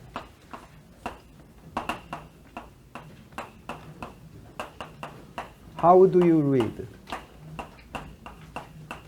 어떻게 읽느냐? 어떻게 읽느냐? 어떻게 읽느냐? 성경을 어떻게 읽느냐? 예수님은 뭐냐? 그 다음 어떻게 읽느냐? 이렇게 물어보셨어요. 여기서 이 아나라는 말은 성경에서 신비한 말인데 그리스도의 십자가와 부활을 거치는 것을 사실 영적으로 의미를 해요. 왜냐하면 스타시스가 서다인데 아나스타시스가 부활이기 때문에 그래요. 아나는 다시라는 말이거든요. resurrection 할 때 re란 말이에요. 다시. 그래서 이것은 Jesus cross and resurrection, 예수님의 십자가와 부활을 거친 사건을 가리켜요. 그러니까 아나기네스코는 그리스도의 십자가와 부활 안에서 율법을 읽으라라는 말씀이에요. 너는 어떻게 읽느냐? 율법을 어떻게 읽어? 네가 할 수 있다고 읽느냐? 아니면 너는 그리스도 안에서 새로 태어나 그리스도의 생명을 가지고 그리스도 그분과의 교제를 통해 그리스도가 네 속에서 자라나서야 이것을 알 수 있다고 믿느냐? 이렇게 얘기를 해요. 너는 율법을 안다고 지금 나한테 얘기하고 있는데 실은 참 생명을 얻기 위해서는 너는 베이비가 돼야 된다. 예수는 그렇게 얘기해요. 그 베이비가 내 안에 있으면 하늘의 권능을 가진 자이고 원수와 보수자들의 입도 잠잠하게 하는 것이고 귀신을 쫓아내고 뱀과 정갈도 밟는 자이다. 그렇게 얘기해요. 근데 네가 내 바깥에 있다면 네가 율법의 모든 것을 다 알고 있다 하더라도 너는 그걸 지키기는커녕 너는 오히려 강도만 자 쓰러진 자라는 것을 주님이 말씀해 주고 있는 거예요. 어떻게 읽느냐고 얘기해요. 어떻게 읽어요? 우리 믿음의 법으로 읽어야죠. 하나님께서 내게 힘을 주셔서 이것을 행할 수 있다로 읽어야 된다는 겁니다. 하나님이 내게 힘을 주셔서 내가 읽을 수 있다. 오늘 나눠준 이게 영어 페이지 한번 볼까요? 이게 이제 사실 내용 알고 보면 쉬운 내용인데요. 그래서 이건 존 켈빈이 이제 12선지서, 소선지서 있잖아요. 그거를 그 주석한 그 페이지에 호세아서를 제가 읽다가 호세아서 페이지가 있어서 제가 스가랴서 페이지가 있어서 스가랴서 1장 1절과 3절을 주의하면서 거기에 보면은 너희는 내게 돌아오라 내가 너희에게 돌아가리라 여호와께서 이렇게 말씀하시니라 라는 게 나와요. 그리고 너희가 돌아와라 그럼 내가 돌아가리라. 이거를 켈빈이 어떻게 풀이를 하냐면 이렇게 풀이를 해요. 이렇게 파피스트 교황주의자들이 오늘날 교황주의자가 많아요. 교황주의자들이 엘러지 이렇게 주장을 해요. This passage 너희가 여호와께 돌아오라 그러면 내가 돌아가리라 라는 것을 defense of free will 자유의지를 변호하는 귀절로 생각해요. 인간이 오면 하나님이 간다는 거예요. But 그러나 it is a most puerile sophistry 그것은 가장 나쁜 이해입니다. They say that 그들은 이렇게 말합니다. Turning of God to man 하나님이 인간에게 오시는 것은 is the same as turning to him. 인간이 하나님께 가는 것과 동일한 것이라고 이야기를 합니다. As if God promised the grace of his spirit 하나님께서 비록 그분의 성령의 은혜를 as a help 도움으로 약속하셨지만 when man anticipate him 사람이 하나님을 기대할 때 약속하셨지만 하나님이 사람에게 돌아가는 것과 사람이 하나님께 돌아가는 게 같다고 이야기를 합니다. They imagine then 그들은 생각합니다. 지금 잘못된 교황주의자들을 얘기하는 거예요. The free will process 자유의지가 먼저 선행하고 then that help of the spirit follows 그리고 하나님의 은혜가 뒤따른다고 이야기를 합니다. 근데 이런 게 잘못됐다는 거예요. But this is a very gross and absurd. 이것은 굉장히 중대하고 불합리한 생각입니다. The prophet indeed means 선지자들은 진실로 의미하기를 God would return to the Jews.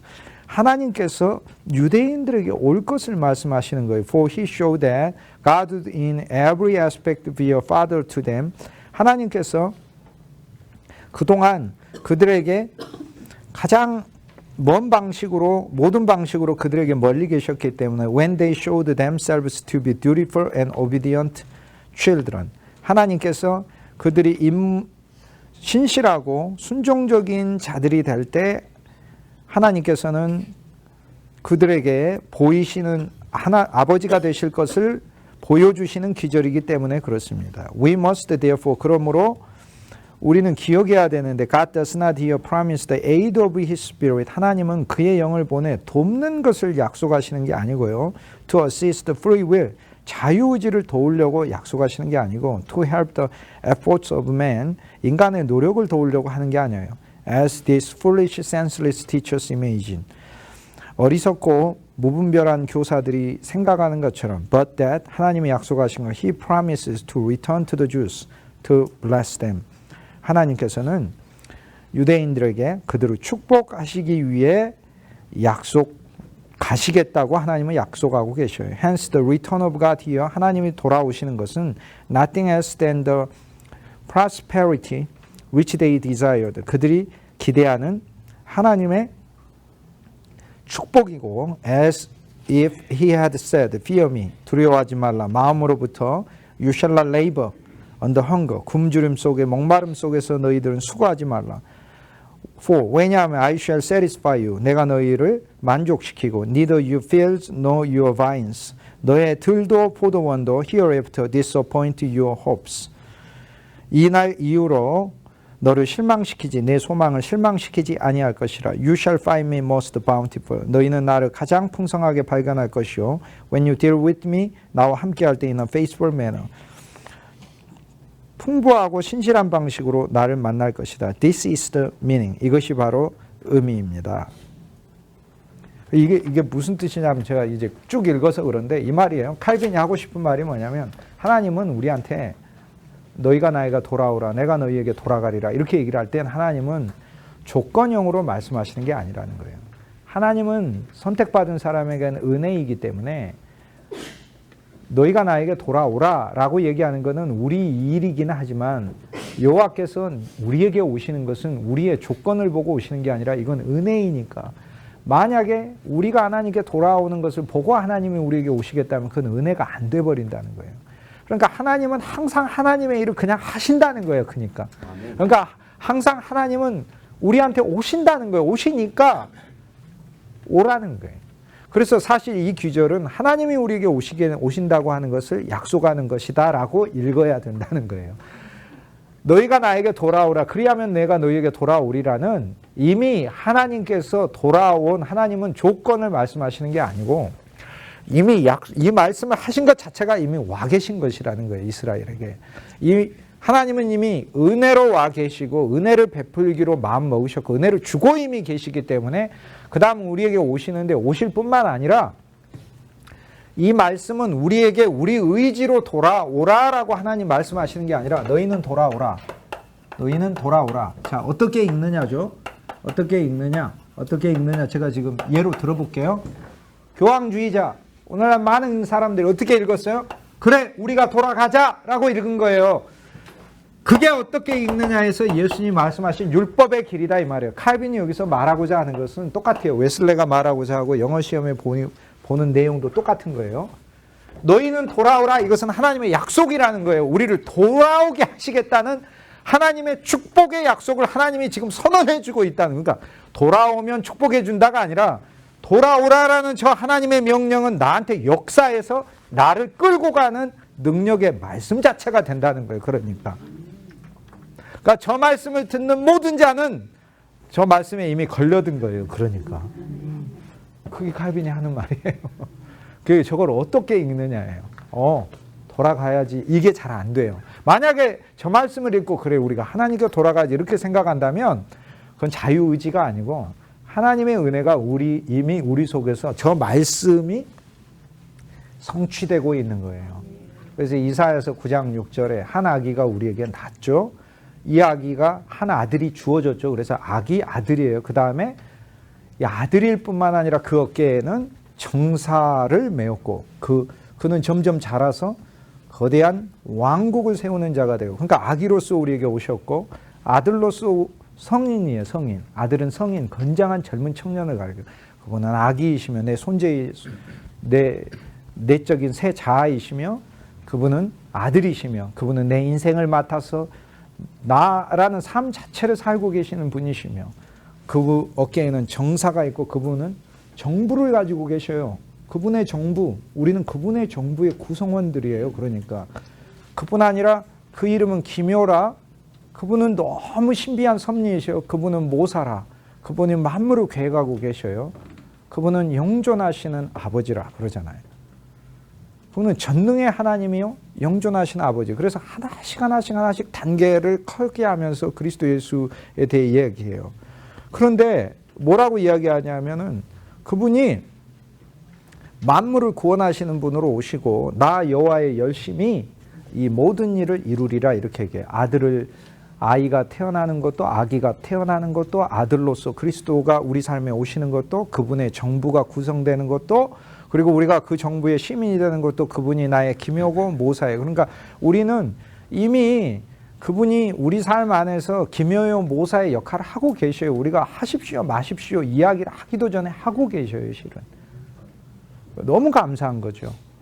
그런데 나 여호와의 열심히 이루리라 이렇게 돼 있어요. 그래서 어떻게 읽느냐? 너희는 돌아오라 라고 하는 이 말씀은 우리한테 주는 인간의 자유의지의 명령형으로 읽는 게 이게 중세 수백 년 동안 읽었던 교황주의자들 그리고 오늘날 읽고 있던 기독교라는 이름의 아래서 사역하고 있는 율법주의자들의 이해예요.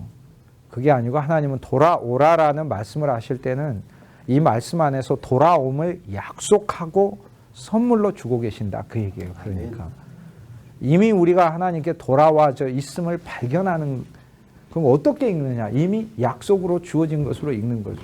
그래서 영원한 생명을 얻기 위하여 어떻게 읽느냐? 주님이 그렇게 얘기하셨어요. 믿음의 법으로 읽는 것이다 이 말이에요. 그러니까 이건 이미 누가복음 6장에서 제가 여러분에게 말씀하셨습니다. 원수를 사랑하라라고 예수님 말씀하셨을 때 율법과 다른 건 뭐죠? 율법은 명령뿐이에요. 그리스도는 말씀의 본질이에요. 그러니까 무슨 말입니까? 사랑하라라는 그 계명 자체는 나한테 와서 그 계명이 나를 도구로 삼아 성취하시는 능력 자체의 말씀인 거예요. 그러니까 자유의지는 어떤 상황이에요? 자유의지요? 자유의지가 뭐가 어떤 상황이에요? 자유의지는 자유의지가 없어요. 우리가 왜냐하면 태어나자마자 노예의지에 죄에 노예되고 사망에 노예돼요. 로마서 5장 14절에 죄가 오고 사망이 오고 15절에 있어서는 모든 사람이 만인이 죽고 한 사람의 죄로 인하여 만인이 죽고 17절에 있어서면 사망이 왕 노릇하고 죄가 왕 노릇하죠. 그런데 자유의지가 어디 있어요? 자유의지입니까? 걔가 왕해가지고 나를 끌고 다니는데 무슨 얘기인지 이해가 가셔요? 예. 자유의지는 굉장히 많이 논하고도 있잖아요. 그러니까 논만 하세요. 그러니까 논한 거하고 그래서 우리는 자유의지가 실은 없어요. 자유의지를 행사 못해요. 행사하고 싶어도 행사 못한다고요. 노예의지만 있습니다. 노예의지만 있어요. 죄의 노예돼서 죄에 끌려가든지 본성상 노예의지가 있어요. 본성상 노예의지. 그런데 주 예수를 믿었을 때 자유의지를 받았는데 자유의지가 또 아니에요. 주님이 내 의지를 소유하고 계셔요. 그리고 그게 너무 감사한 거예요. 그리고 서로 자유의지 같은 생각이 들어도 주님께 의지를 넘겨드리세요. 답이 되셨을 거예요. 네. 어쨌든 나 혼자서 생각만 하려고 하면 어떻게 되는 거예요? 그러니까 끌려가죠. 그렇죠. 나 혼자서 생각만 하려고 하면 어떻게 된다고요? 그러니까 끌려간다고요. 아시겠습니까? 자유롭지 않습니다. 주 없이 살 수 없네. 찬송하잖아요. 주 없이 살 수 없네. 그 다음 뭐죠? 2절 가사는요. 나 혼자 못 써리. 예, 못 써요. 혼자 못 써요. 예. 그러니까 많이 논하시기만 하시고. 소록 내 의지가 자유로워진 느낌이 든다 하더라도 주님께 노예로 의지를 넘겨드리세요. 주 예수여, 내 의지를 사용하소서. 참 자아로 누리시면 돼요. 그리스도를. 그리스도의 의지가 그러니까 내 의지예요. 그러니까 난 자유해. 예수님 의지 때문에. 어떻게 읽느냐에서 율법사는 율법의 틀을 뛰어넘는 생명의 답이 있다는 사실을 몰랐어요. 우리는 생명의 답 안에서 그 말씀을 읽어야 된다는 거죠. 그래서 율법에는 두 가지 길이 있는데 하나는 생명을 위해 율법을 보는 것과 하나는 자기 노력으로 율법을 이루는 길이 있죠. 그래서 율법과 동행하는 길, 예수와 동행하는 길 두 길을 누가복음 10장에서 이야기를 해요. 그래서 두 길이 정반대의 길인데 누가복음 10장에서 만났어요.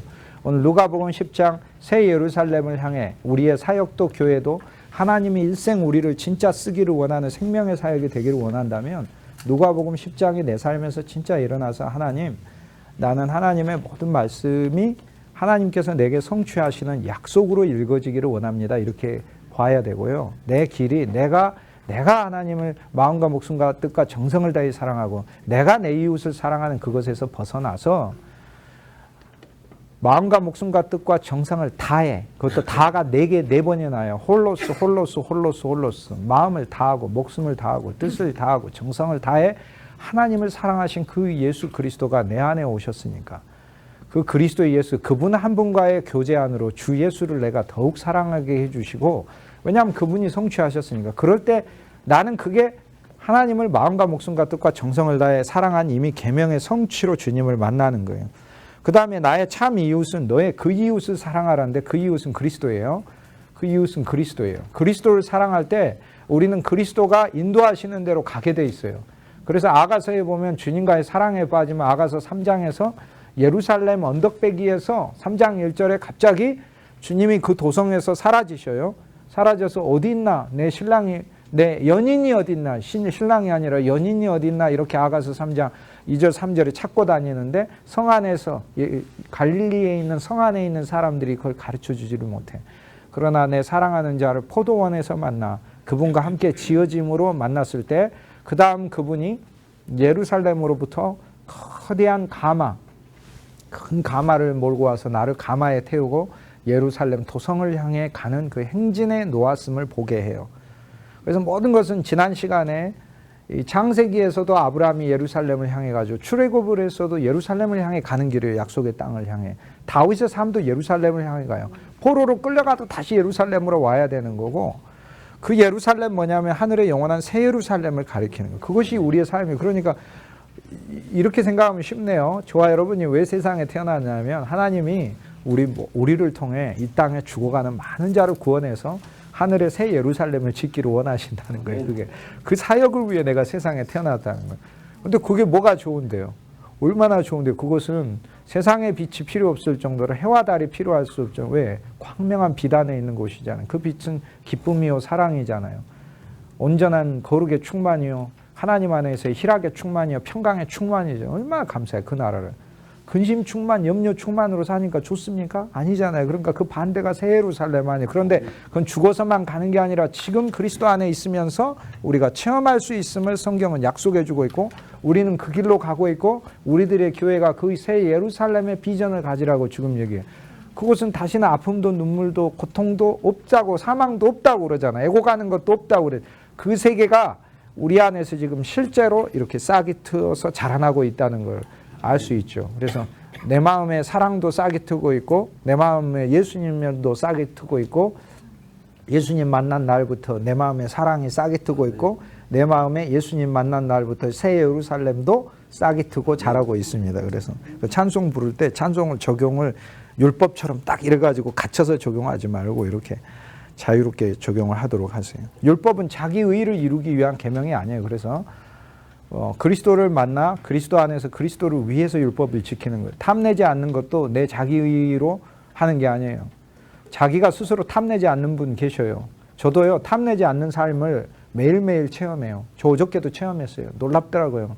제가 어저께 실은 밥을 엄청 많이 먹었어요. 그랬더니 이 땅에 어떤 음식도 탐내지 않더라고요. 오히려 거꾸로 누가 밥 얘기하니까 막 짜증이 확 나고 그러더라고요. 그러면서 막 내 입에서 사람이 떡으로만 사는 것이 아니고 막 이런 말이 막 나오더라고요, 내가. 그러면서 두 끼만 굶으면은 막 세상에,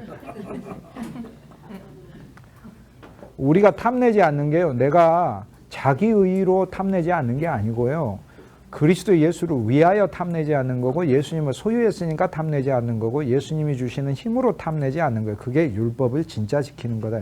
모든 율법은 그리스도를 만나게 하는 것일 뿐 아니라 그리스도를 통해서 성취한다, 그 얘기를 하고 있는 거예요.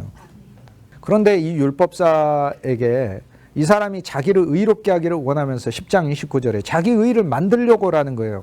내 이웃이 누굽니까? 자기 의를 만들려고. 그러니까 자기가 스스로 내가 자기 의를, 굉장히 좋은 삶이죠. 자기 죄를 만드는 것보다 자기 의를 만든다는 게 얼마나 좋아요. Making self-righteousness.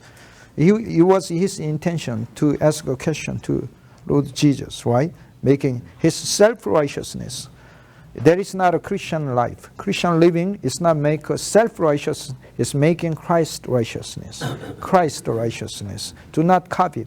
If you do not covet with your own will, you're making your self-righteousness. But you depend on the faith in the Lord, and you do not covet while you are depending upon the Lord, then you're achieving the law. You get it? You see the difference? Okay? 나 다 가지고 있어. 근데 나 별로 안 부러워. 예를 들어 어떤 산에서 있는 분들 그런 얘기 하는 거 가지고, 뭐 저는 아무것도 안 부러워요. 산에서 다 있잖아요. 하면서 전 도시 사는 사람들. 그래서 탐내지 않는 거, 그걸 자기의라고 불러요. 우리는요, 왜 탐내지 않아야 되냐면 주 예수를 소유해서 나는 아무것도 필요 없어요. 그렇게 됐을 때 탐내지. 그게 율법의 성취다 그 말이에요. 그러니까 탐내지 않는 삶도 자랑하는 것은 그것은 그릇된 거예요. 만약에 탐내지 않는 삶을 우리가 자랑한다면 내가 탐내지 않게 된 건 나는 주 예수님을 내가 소유해서 나는 별로 다른 게 필요 없는데 라고 하면서 결국 주 예수를 자랑하는 것이 될 수밖에 없어요. 이것은. 그래서 어쨌든 자기의를 만들기 위해서 예수께 여짜오되 누가 내 이웃입니까? 이렇게 얘기해서 주님께서 선한 사마리아 사람 비유를 말씀하셨어요. 이 비유 안에 등장하는 것처럼 그리스도 예수가 우리에게 사마리아 사람이 돼서 이 10장 30절에 이 이야기 속에 어떤 사람, 강도 만난 어떤 사람이 나라는 인생이었다는 사실을 보지 못하면, 매일매일 보지 못하면 진실로 우리는 새 예루살렘으로 가는 길에 그리스도와 동행할 수 없어요. 상훈군이 여기 나오는 선한 사마리아 사람이 도와준 강도 만난 자였다 이 말이에요. 주님이 상훈군에게 와서 기름을 붓고 포도주를 붓고 그분의 음식을 주고 그분의 나귀에 태워서 지금 데려가고 있단 말이에요. 이 학교에다가 맡겨놨고 교수님한테 맡겨놨다니까 상훈군을.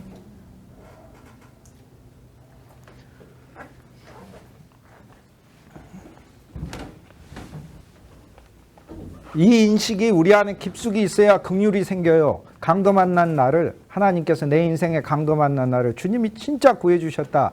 그 긍휼에서 내가 다른 사람을 돕고 이웃을 사랑하는 것이고, 그 긍휼이 살아서 예수가 생명이시니까 살아서 긍휼의 생명을 내면서 남을 사랑하는 거지, 주님의 긍휼로 하는 거지. 내 마음이 남한테 약하고 불쌍해서만 하는 게, 물론 선행은 하나님 기뻐하십니다. 그런데 그 생명의 선행으로 나아가는 거다 이 말이에요. 모든 것은 내 의의를 쌓는 것이 아니라. 우리가 우주적 한 인간으로 세상을 향한 아담이었는데 주 예수를 만난 사건, 내가 주 예수를 영접했어요. 그 사건은 내가 여기 이 강도 만난 자처럼 주 예수를 만나 살아난 것이라는 체험을 그리스도 안에서 갖지 않으면 나는 세상을 향하여 긍휼이 안 생겨요. 그냥 잘난 사람이 예수 믿어주는 것처럼 예수님 앞에 서게 돼요. 제가 간증 보면, 유명인들 간증 보면 너무나 안타까울 때가 많아요. 어떤 간증들이냐면 세상적으로 출세한 사람들이 간증한다고 하면서 나같이 똑똑하고 잘난 사람이 마치 예수 믿어주는 것처럼 그런 식으로 간증을 해요. 진짜 간증이 뭐예요? 내가 이 강도 만난 자였다는 것을 얘기하는 거예요. 강도 만난 자. 예수님 없이는 살 수가 없는 인생이었다. 그런데 예수님 믿어서 비로소 나는 이제야 주님이라는 분이 빛으로 보이기 시작했다. 이게 바로 간증이에요. 뭐 비즈니스 했는데 뭐 돈이 어떻게 많이 벌렸니 안 벌렸니, 뭐 자기 어디 승진했니 말한 이런 것들은 세상에 다 썩을 것들이, 성경에 어디 그런 게 있어요? 그런 게 없지. 그런 게 아닌 거예요. 그게. 우린 진짜 10장 30절에서 선한 사마리아 사람 그리스도가 이 정도 수준으로 만나지지 않으면요, 우린 진짜 그 사랑의 생명을 가질 수가 없어요. 나는 진짜 주님을 알기 전에. 근데 대부분 사람들이 뭐라고 생각해요? 요한 웨슬레의 제 책에 위대한 시비인의 크리스마스 설교라는 책에 요한 웨슬레의 성탄 설교가 있어요. 1780년, 81년인가 한 설교인가 그래요. 그때 웨슬레 선생님이 이렇게 얘기해요. 뭐라고 얘기해요? 난 예수님 믿기 전에 별로 안 불행했다. 근데 그게 이상하다는 거예요. 왜냐하면 자기가 진리를 알고 보니까 그리스도를 모르는 사람은 다 불쌍하고 너무나 이 처량한 존재라는 게 진리 안에서 확 떠오른 거예요. 근데 자기가 이렇게 자기를 보니까 자기는 별로 어렸을 때부터 주님을 몰랐을 때 안 불쌍했대. 안 불쌍했대요. 근데 그 다음 웨슬레 사도의 위대한 그 가르침이 있어요. 웨슬레 사도가 뭐라고 얘기하냐면 이렇게 얘기를 해요. 나는 실은 말할 수 없이 불쌍했는데 사탄이 너 안 불쌍하다고 기만했었다. 나는 기만당했었다. 그렇게 적어져 있어요. 우리는 그리스도 없으면 다 불쌍한 거. 그런데 세상 사람들이 기만당해서 그렇지. 그래서 저는 10장 30절 이 말씀을 볼 때마다 너무 감사해요. 어떤 사람은 나 자신이고 예루살렘은 나의 본래 하나님이 원하시는 회복의 상태에서 멸망길로 내려가다가 늘 내려가요. 근데 강도를 만남에 강도들이 그 옷을 벗기고 때려서 죽였어요. 죄와 율법과 그리고 사탄, 율법은 강도는 아니지만 율법의 저주가 내게 강도예요. 왜냐하면 율법의 강도는 뭘 다 벗기는 것이기 때문에 율법의 저주도 강도예요. 율법은 나를 저주해요. 사탄도 나를 저주하고 율법도 나를 저주해요. 두 저주가 좀 틀려요. 율법의 저주는 너 영원히 하나님하고 멀어져라가 율법의 저주고, 사탄의 저주는 너 영원히 내 종이 되라가, 여기서 결코 너는 못 벗어나가. 그게 율법의 사탄의 저주예요. 두 저주가 나한테 다 있어요. 그 다음 죄가 나를 끌고 다녔어요. 내 마음은 항상 하나님을 모르고 의심하고 불평하고 원망하게 만들어 갔었어요. 그런데 그런 나를 늘 내려가고 있었죠. 내려가다 이렇게 돼 있는데, 근데 여기서 이제 조금 영적인 이야기를 하나 해보죠. 이렇게. 그래서 이 나일강이 이렇게 있으면 나일강 지류를 이렇게 해서 건너서 이게 홍해를 건넜다고. 여기 홍해니까요. 홍해니까 홍해 지류를 건넜고, 여기가 시내산이고, 여기 이렇게 지중해 해가지고 이쪽에 가나안 땅으로 이렇게 들어가는 겁니다. 그래서 여기 이제 갈릴리 호수가 있고, 여기 사해바다가 있고, 예루살렘이 여기 있어서 이렇게 들어갔는데, 이스라엘 백성이 이렇게 해가지고 이렇게 갔다가 한번 실패를 하고요. 12정탐꾼을 보내가지고 불신이죠. 이 땅은 믿음으로 들어가는 땅이에요. 그 풍성한 땅을 믿음으로 들어간다는 게 얼마나 감사한 말씀인지 몰라요. 지금 내 삶이 꼭 광야 같다고 느껴지면 믿음을 적용하세요. 그럼 광야가 아니고 동시에 약속의 땅에 와 있는 거예요. 약속의 땅. 환경이 너무 커 보이고 환경에 가나안족이 너무 커 보여서 나는 메뚜기 같다 이렇게 생각되면 그건 안 되는 거예요. 메뚜기 같다 생각해도 돼요. 내가 메뚜기 같으면, 그러나 우리들은 약하나 예수 권세 많도다. 이 그리스도에 대한 믿음으로 들어가는 건데, 요단을 건너서 들어가라 이렇게 했으니까 요단을 건너서 이제 하나님 정해놓은 길이에요. 그래서 강 건너이 한 번 더 있어요. 홍해 다음에 요단 건너이 있어요. 요단에서 12돌을 묶어가며 우리 자신의 노력과 그때 자유의지도 넘겨버리는 거예요. 그리스도께. 주 예수여, 내가 내 마음대로 생각하는 게 너무 많은데 내 마음대로 생각하는 대로 역사 나타나기보다 주 예수님의 의지가 나한테 역사하게 해주시고, 이렇게 요단을 건너며 돌 12개를 요단강에다가 묶고 간다는 거, 돌은 우리 자신을 뜻해요. 우리 자신을 요단에다가 묶고 새로운 세계, 여호수아가 인도하는 세계로 간다 이 말이에요. 여호수아가 인도하는 세계로. 그런데 여기서 이스라엘의 여정이 홍해를 건너서 여기 믹돌이라는 것도 나오고, 뭐 바알 헤롯이라는 것도 나오고, 마라가 나오고, 엘림이 나오고, 이렇게 지명이 나오고, 그 다음 여기 르비딤이 있습니다. 르비딤이 있고, 여기 시내산이 있어요. 그런데 어떻게 되죠? 이게 내려가는 거예요. 내려가는 거예요. I'm talking about the Moses and people of Israel, the passage into the wilderness and the land of Canaan. Okay, when they crossed the Red Sea, the Migdal, some cities, some towns, and the locations written in the Exodus, they made a journey going down. Okay, it was going down, but it was not going down. Spiritually, it was ascending. So in your life, some is going down, some event makes you going down, but it is not going down. It is ascending up spiritually. Okay? It's a wonderful one. Huh? Wonderful. Huh? No? Your life is going down. But spiritually going up. going up. Yes. So there is always no descending, always ascending. Okay? 저 이스라엘의 여정 보면 아래로 내려가요. 약속의 땅에서 멀어져요. 그런데 저게 영적 상승이에요. 그래서 내려가는 게 그리스도 바깥에서는 한없이 멀어짐이지만 그리스도 안에서는 내려감이 아니에요. 이거를 설교하셔야 돼요. 그리스도 안에서는 내려감은 언제나 올라감이에요. 마라 다음에 믹돌, 요새, 그리스도를 요새로 만나고, 바알 히롯, 그리스도 예수를 우리의 새로운 성으로 만나고, 그리스도 예수를 마라, 내 환경을 바꾸시는 분으로 만나고, 거기서 더 내려가요. 약속의 땅에서 더 멀어져요. 더 멀어져요. 그리스도를 엘림에서 만나, 르비딤에서 만나, 그리스도를 신의 산에서 만나. 그래서 그리스도 안에서는 내려감은 없어요. 이제 내려감 없어요. 내려감이 상승이에요. 우리는 교회 안에서도 더 내려갈수록 그것이 실은 상승이에요. 아멘. 누가복음 어쨌든 10장 30절 말씀은 우리가 일생 동안 기억해야 하는 말씀인 거죠. 제사장과 레위인이 죽은 자를, 그러니까 율법 안에 갇혀 있으면 할 수가 없어요. 진짜로 할 수 없어요. 왜냐하면 죽은 자를 만지지 말라는 율법이 있기 때문에 거의 죽은 것 같이 돼 있잖아요. 그러니까 만질 수 없어요. 이방인과 만나지 말라고 돼 있기 때문에 할 수 없어요. 그러니까 우리가 어떤 종류든지 율법 안에 갇혀 있으면 우리 사역은 한계가 있어요. 하나님은 우리에게 누가 계명 지키냐 안 지키냐, 계명을 잘 지키라라는 사역으로 우리를 부르신 게 아니고 예수의 생명을 우리에게 넣어서 다른 사람들에게 생명을 집어넣으라고 우리를 부르신 거예요. 그러니까 우리는 생명의 사역을 하는 거지, 당신이 계명을 지키시오 아니면 안 지키시오 하는 율법의 사역을 하는 게 아니라 우리는 생명을 지킬 수 있는 생명까지도 넣어줘야 돼요. 그런데 이것은 목양을 통해 이루어져요. 직접적으로 하나님의 말씀을 우리 속에 목양하셔야 되고 그리스도가 또 우리를 통해 성도들을 목양할 때만 이루어져요. 그렇지 않으면 안 돼요.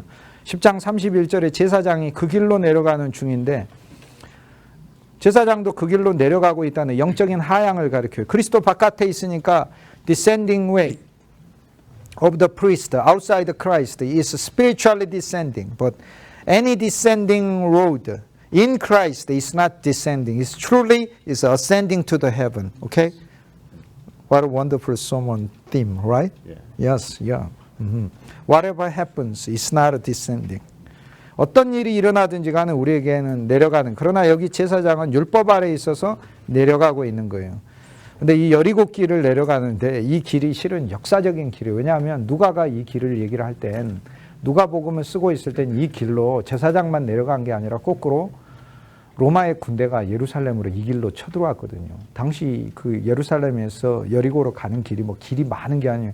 우리가 지금 2000년이 지나도 서울에서 부산 가는 게 경부고속도로 결국엔 그거 하나 가지고 가야만 하는 게 지금 현실인데 2000년 지나도 지금 그런 상황인데 2000년 전에는 예루살렘에서 여리고로 내려가는 한 길이 있는데 이 길로 거꾸로 예루살렘이 멸망하는 로마의 군대 10군단이 쳐들어와요.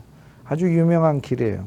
그 길이 실은 멸망의 길이었어요. 이미 누가복음이 쓰여져 있을 때는 이스라엘이 이 길을 통해 올라온 로마인들에 의해 멸망당해 있어요. 그래서 이 성경을 사실 이제 1900년 전에 성도들이 읽을 때는 상당히 입체적으로 읽는 거예요. 이 길에 제사장이 사람을 버리고 간 길로 하나님은 이스라엘을 심판하는 길로 사용하신 것을 거꾸로 보게 되는 거죠. 레위인도 그 장소로 그냥 와서 보고 가요. 그래서 여기서 와서 보고 가고 와서 보고 가는 게 장소를 보고 가요. 그런데 사마리아 사람만 그 장소가 아니라 사람에게 가까이 와서 보고 가요. 10장 32절에 반대 방향으로 가고, 원문에 보면 반대 방향으로 갔다고 나오죠. 정확히 반대 방향으로 갔어요. 레위인은 와서 보고 반대 방향으로. 그래서 제사장으로도 해보고 제사로도 하고 율법으로도 하고, 제사장은 제사, 하나님의 제사죠. 율법이죠. 그 다음 레위인은 봉사와 노력이에요. 이것으로 우리는 이웃을 구원하는 생명이 되지 못한다, 그 얘기예요. 제사장은 한 면에서 율법이고 레위인은 마을에서 섬기는 선지자였고, 그래서 제사장과 레위인이라는 것은 예루살렘에 있는 율법이든 우리 삶 가운데 있는 우리 자신의 노력이든 어떤 것도 우리를 이웃을 구원하는 생명인 그리스도의 생명을, 선한 사마리아인의 생명을 갖지 못한다라는 것을 이야기를 합니다. 그러나 33절에 한 사마리아인이 그리스도인이죠. 우리가 멸시하고 무시하죠. 그분은 언제나 사마리아인입니다. 그러나 이 그리스도를 우리가 존귀히 여겨야 되죠. 우리 마음 안에서 주 예수님을 진짜 존귀히 여겨야 되겠죠. 주 예수를 사랑해야 되겠죠. 신앙은 우리 안에 계신 주 예수를 날마다 사랑하는 것이 신앙이죠. 여행하는 중에 그분은 진짜 이 세상에 여행하셨어요. 우리랑 같이 그에게 와서, 이분이 하신 게 그러니까 뭐예요? 사마리아 사람이 여기에서 메시아의 역할이 나요. 첫째 여행하시고 그에게 오시고, 우리에게 오시고, 그 다음 우리를 보시고 불쌍히 여기시고, 여기에 이 단어 불쌍히 스플랑카나라는 단어인데, 이 스플랑카나라는 단어가 불쌍히 여기는 것.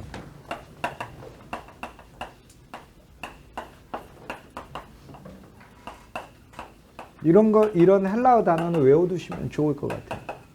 It's a Greek word, splankna. 뭐랬어? In pity. In pity.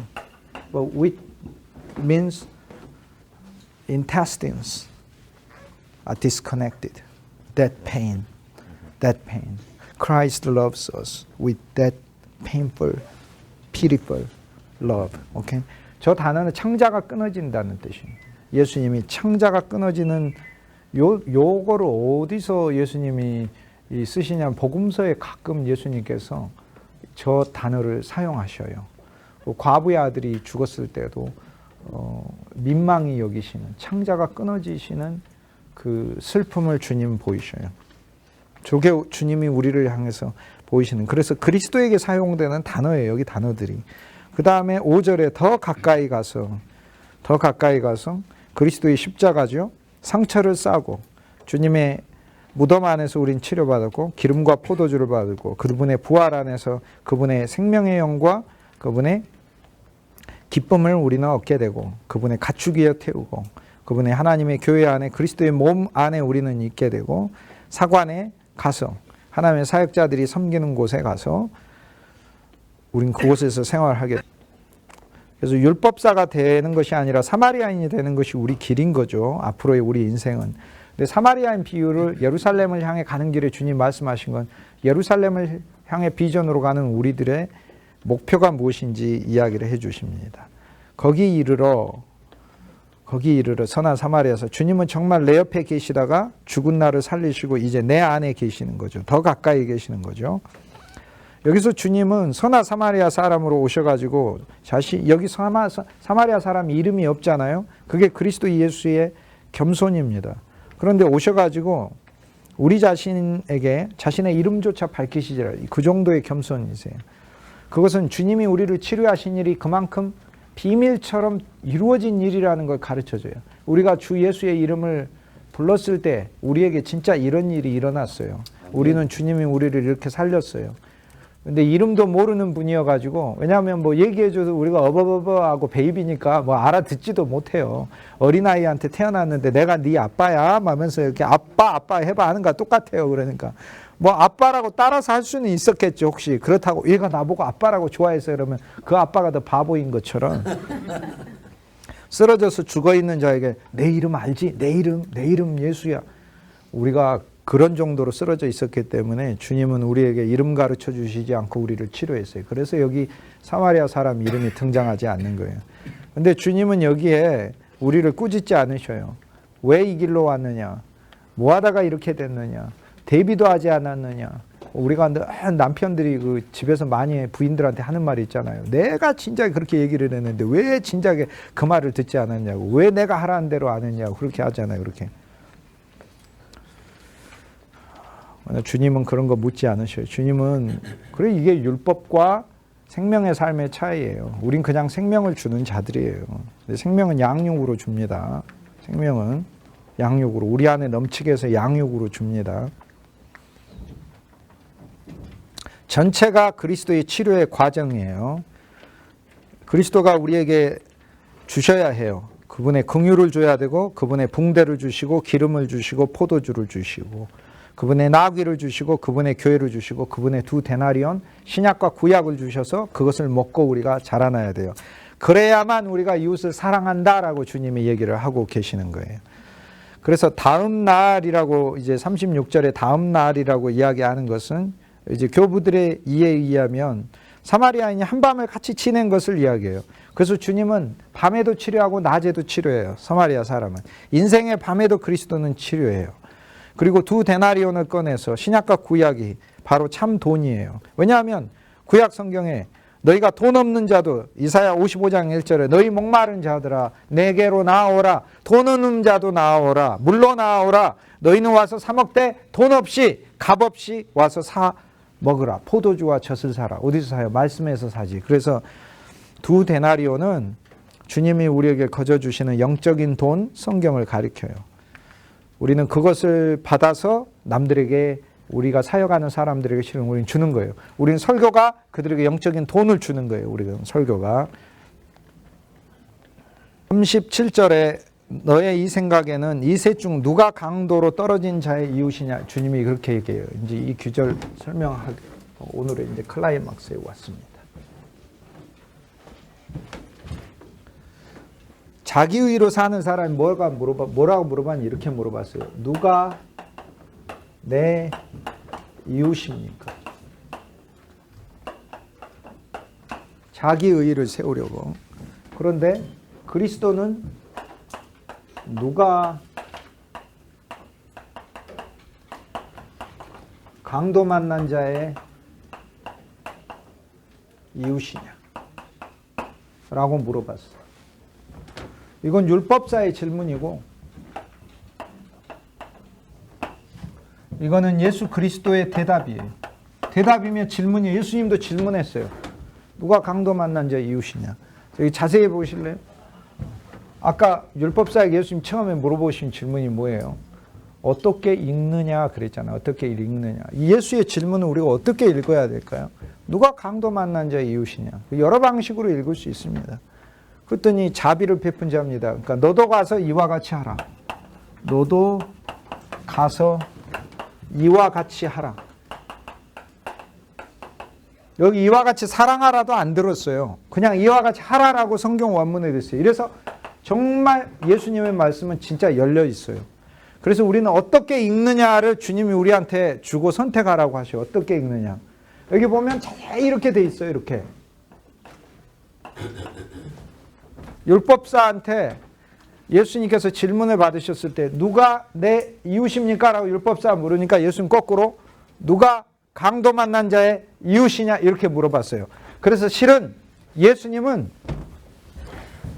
너하고 강도 만난 자하고 같다고 얘기하셔요. 지금 너가 강도 만난 자고 율법의 강도 만난 자예요. 너는 율법으로부터 강도당해가지고 넌 율법을 지킬 수도 없을 뿐다 아니라 율법을 어기는 게 죄니까 죄로부터 강도 만난 거죠. 죄로부터 강도 만나 지금 만인의 영원한 생명이신 그리스도가 눈앞에 있음에도 불구하고 자기의를 세우고 모든 것이 잘못된 존재로 와 있는 이 처참한 인간의 현실을 모르고 기만당해 있는 너가 강도 만난 자라는 거예요. 지금 너한테는 참 이웃이 필요한 거예요. 그러면 네가 가서 할 것이 무엇이냐? 쓰러져 있으면 돼요. 쓰러져 있으면 내가 너를 찾아가마 이렇게 얘기를 하는 거예요. 그게 그리스도의 율법을 어떻게 읽느냐 전 그렇게 읽어요. 여러분도 읽고 싶은 대로 읽으시면 돼. 예수님이 너도 가서 이와 같이 하라 했으니까 길에 쓰러져 있든지 아니면은 나는 뭐 치료받을 게 없어. 그러니까 나는 자비를 베풀러 가야지. 그런데 예수님이 해준 기준으로 이 사람은 죽었다 깨나도 할 수 없어요. 왜? 예수님은 첫째 유대인의 경계를 뛰어넘는 비유를 주셨어요. 유대인 안에서만 형제고 유대인 안에서만 이웃이거든요. 이방인은 개예요. 그런데 예수님 비유는 율법으로 할 수 없는 삶을 요구하셔요. 이게 성경이 말하는 거예요. 성경의 모든 게 율법으로 할 수 없는 걸 우리한테 얘기해요. 예수님은 우리한테 이웃을 사랑하라는 계명 주신 게 아니라니까요. 이웃을 내 몸처럼 사랑하라고 주신 게 아니고 이웃을 그리스도 몸처럼 사랑하라고 성경을 주신 거라니까. 이웃이 내 몸 수준으로 보이면 안 된다니까. 그러니까 이웃이 내 몸하고는 비교도 안 되는 그리스도의 몸으로 더 귀하게 보여야 된다니까. 근데 그걸 내가 내 몸으로도 안 보이는데 어떻게 그리스도 몸으로 보여? 그러니까 이거는 주님이 총체적으로 염려로, 사랑하지 않는 미움으로, 또 절망으로, 모든 그릇된 걸로, 방자한 것으로 다 가득 차 있는 나를 강도 만나서 쓰러져서 하나님의 교회를 향하여, 하나님의 일을 향하여, 그리스도의 경륜과 그 사역을 위하여 아무것도 할 수 없이 쓰러져 있는 내 자신에 대한 처참한 발견, 그리고 그리스도의 치유가 내 안에서 깨달아지지 않으면 사랑의 생명이 내 안에서 설 수가 없어요. 그러니까 예수님이 이미 비유를 주셨을 때 이건 율법의 삶을 할 수가 없어요. 율법사가 율법을 집어 던져야만 선한 사마리아 사람의 사역 자체가 가능해요. 가능해요. 이 자체가. 주님은 그러면 우리는 우리가 그동안 이해해온 방식의 어떤 기독교 자체를 사실상 진정한 의미에서 그리스도 안에서 다 새롭게 받지 않으면 안 되는 거죠. 그래서 너도 가서 이와 같이 하라. 저 예수님의 답이 어떻게 보여지는가에 우리는 진짜 필요해요. 요게 나한테 어떻게 느껴지는가. 그래서 주 예수님, 나는 진짜 가련한 존재입니다. 당신의 긍휼로 나도 오늘도 살고 오늘 하루도 진짜 생존합니다. 그 긍휼을 내 마음에 담지 않으면 모두가 원망이에요. 모든 사람이 원망처럼 보여서 살 수가 없어요. 나는 하루라도 주님이 긍휼을 베풀어 주시지 않으면 살 수 없는 존재라는 것을 내 마음속에 매일 담고 살아야 돼요. 아멘. 그래야 진짜 사랑의 생명이 긍휼에서 나오기 때문에 그래요. 너희가 나한테 돌아오라 그러면 내가 너한테 돌아가리라는 주님이 너희를 내게로 돌이키게 하겠다는 하나님의 약속을 주고 계시는 거고 그분이 일하시겠다는 그분의 선언을 주시는 거예요. 오늘 우리들이 그 결과라는 거예요. 그러면 우리는 뭐를 찬송할 수 있겠어요? 그분의 여호와의 일하심 너무나 신비하다. 그분의 신비함을 찬송할 수밖에 없는 거죠. 우리는 38절 이후 마르다 마리아에서 제가 이 부분은 앞으로 이제 시간 나면은 뭐 계속 하겠습니다. 다음 주에는 11장 할 거니까요. 마르다라는 이름은 여자 주인이란 뜻이에요. 여자 주인이 그리스도를 영접해요. 자, 여기에 선한 사마리아 사람 율법사하고 다른 게 있어요. 그 다음에 마르야 마르다가 이야기가 나오자 바로 이어서 나와요. 뭘 이야기할까요? 성경은 끊어진 이야기가 나온 게 아니에요. 율법사한테 방법도 가르쳐줘요. 그러면 너도 가서 이와 같이 하라 그러면 어떻게 해야 되겠어요? 예수님, 알고 보니까 예수님이 선한 사마리아 사람 같은데 그 예수님한테 치료받으려면 어떻게 해야 돼요? 했더니 그 다음 마르다 마리아가 예수님 초대하잖아요. 예수님 초대하면 돼요. 근데 예수님은 우리는 다 초대했죠. 와 있죠. 그분과 함께 식사하면 되는 거죠. 이제 우리의 인식은 그분 한 면에서 그분의 말씀을 늘 듣는 거죠. 마르다 이제 기독교인의 그리스도를 알고 좋아하지만 두 가지 신앙의 유형이 있다는 거 어쨌든 가르쳐줘요.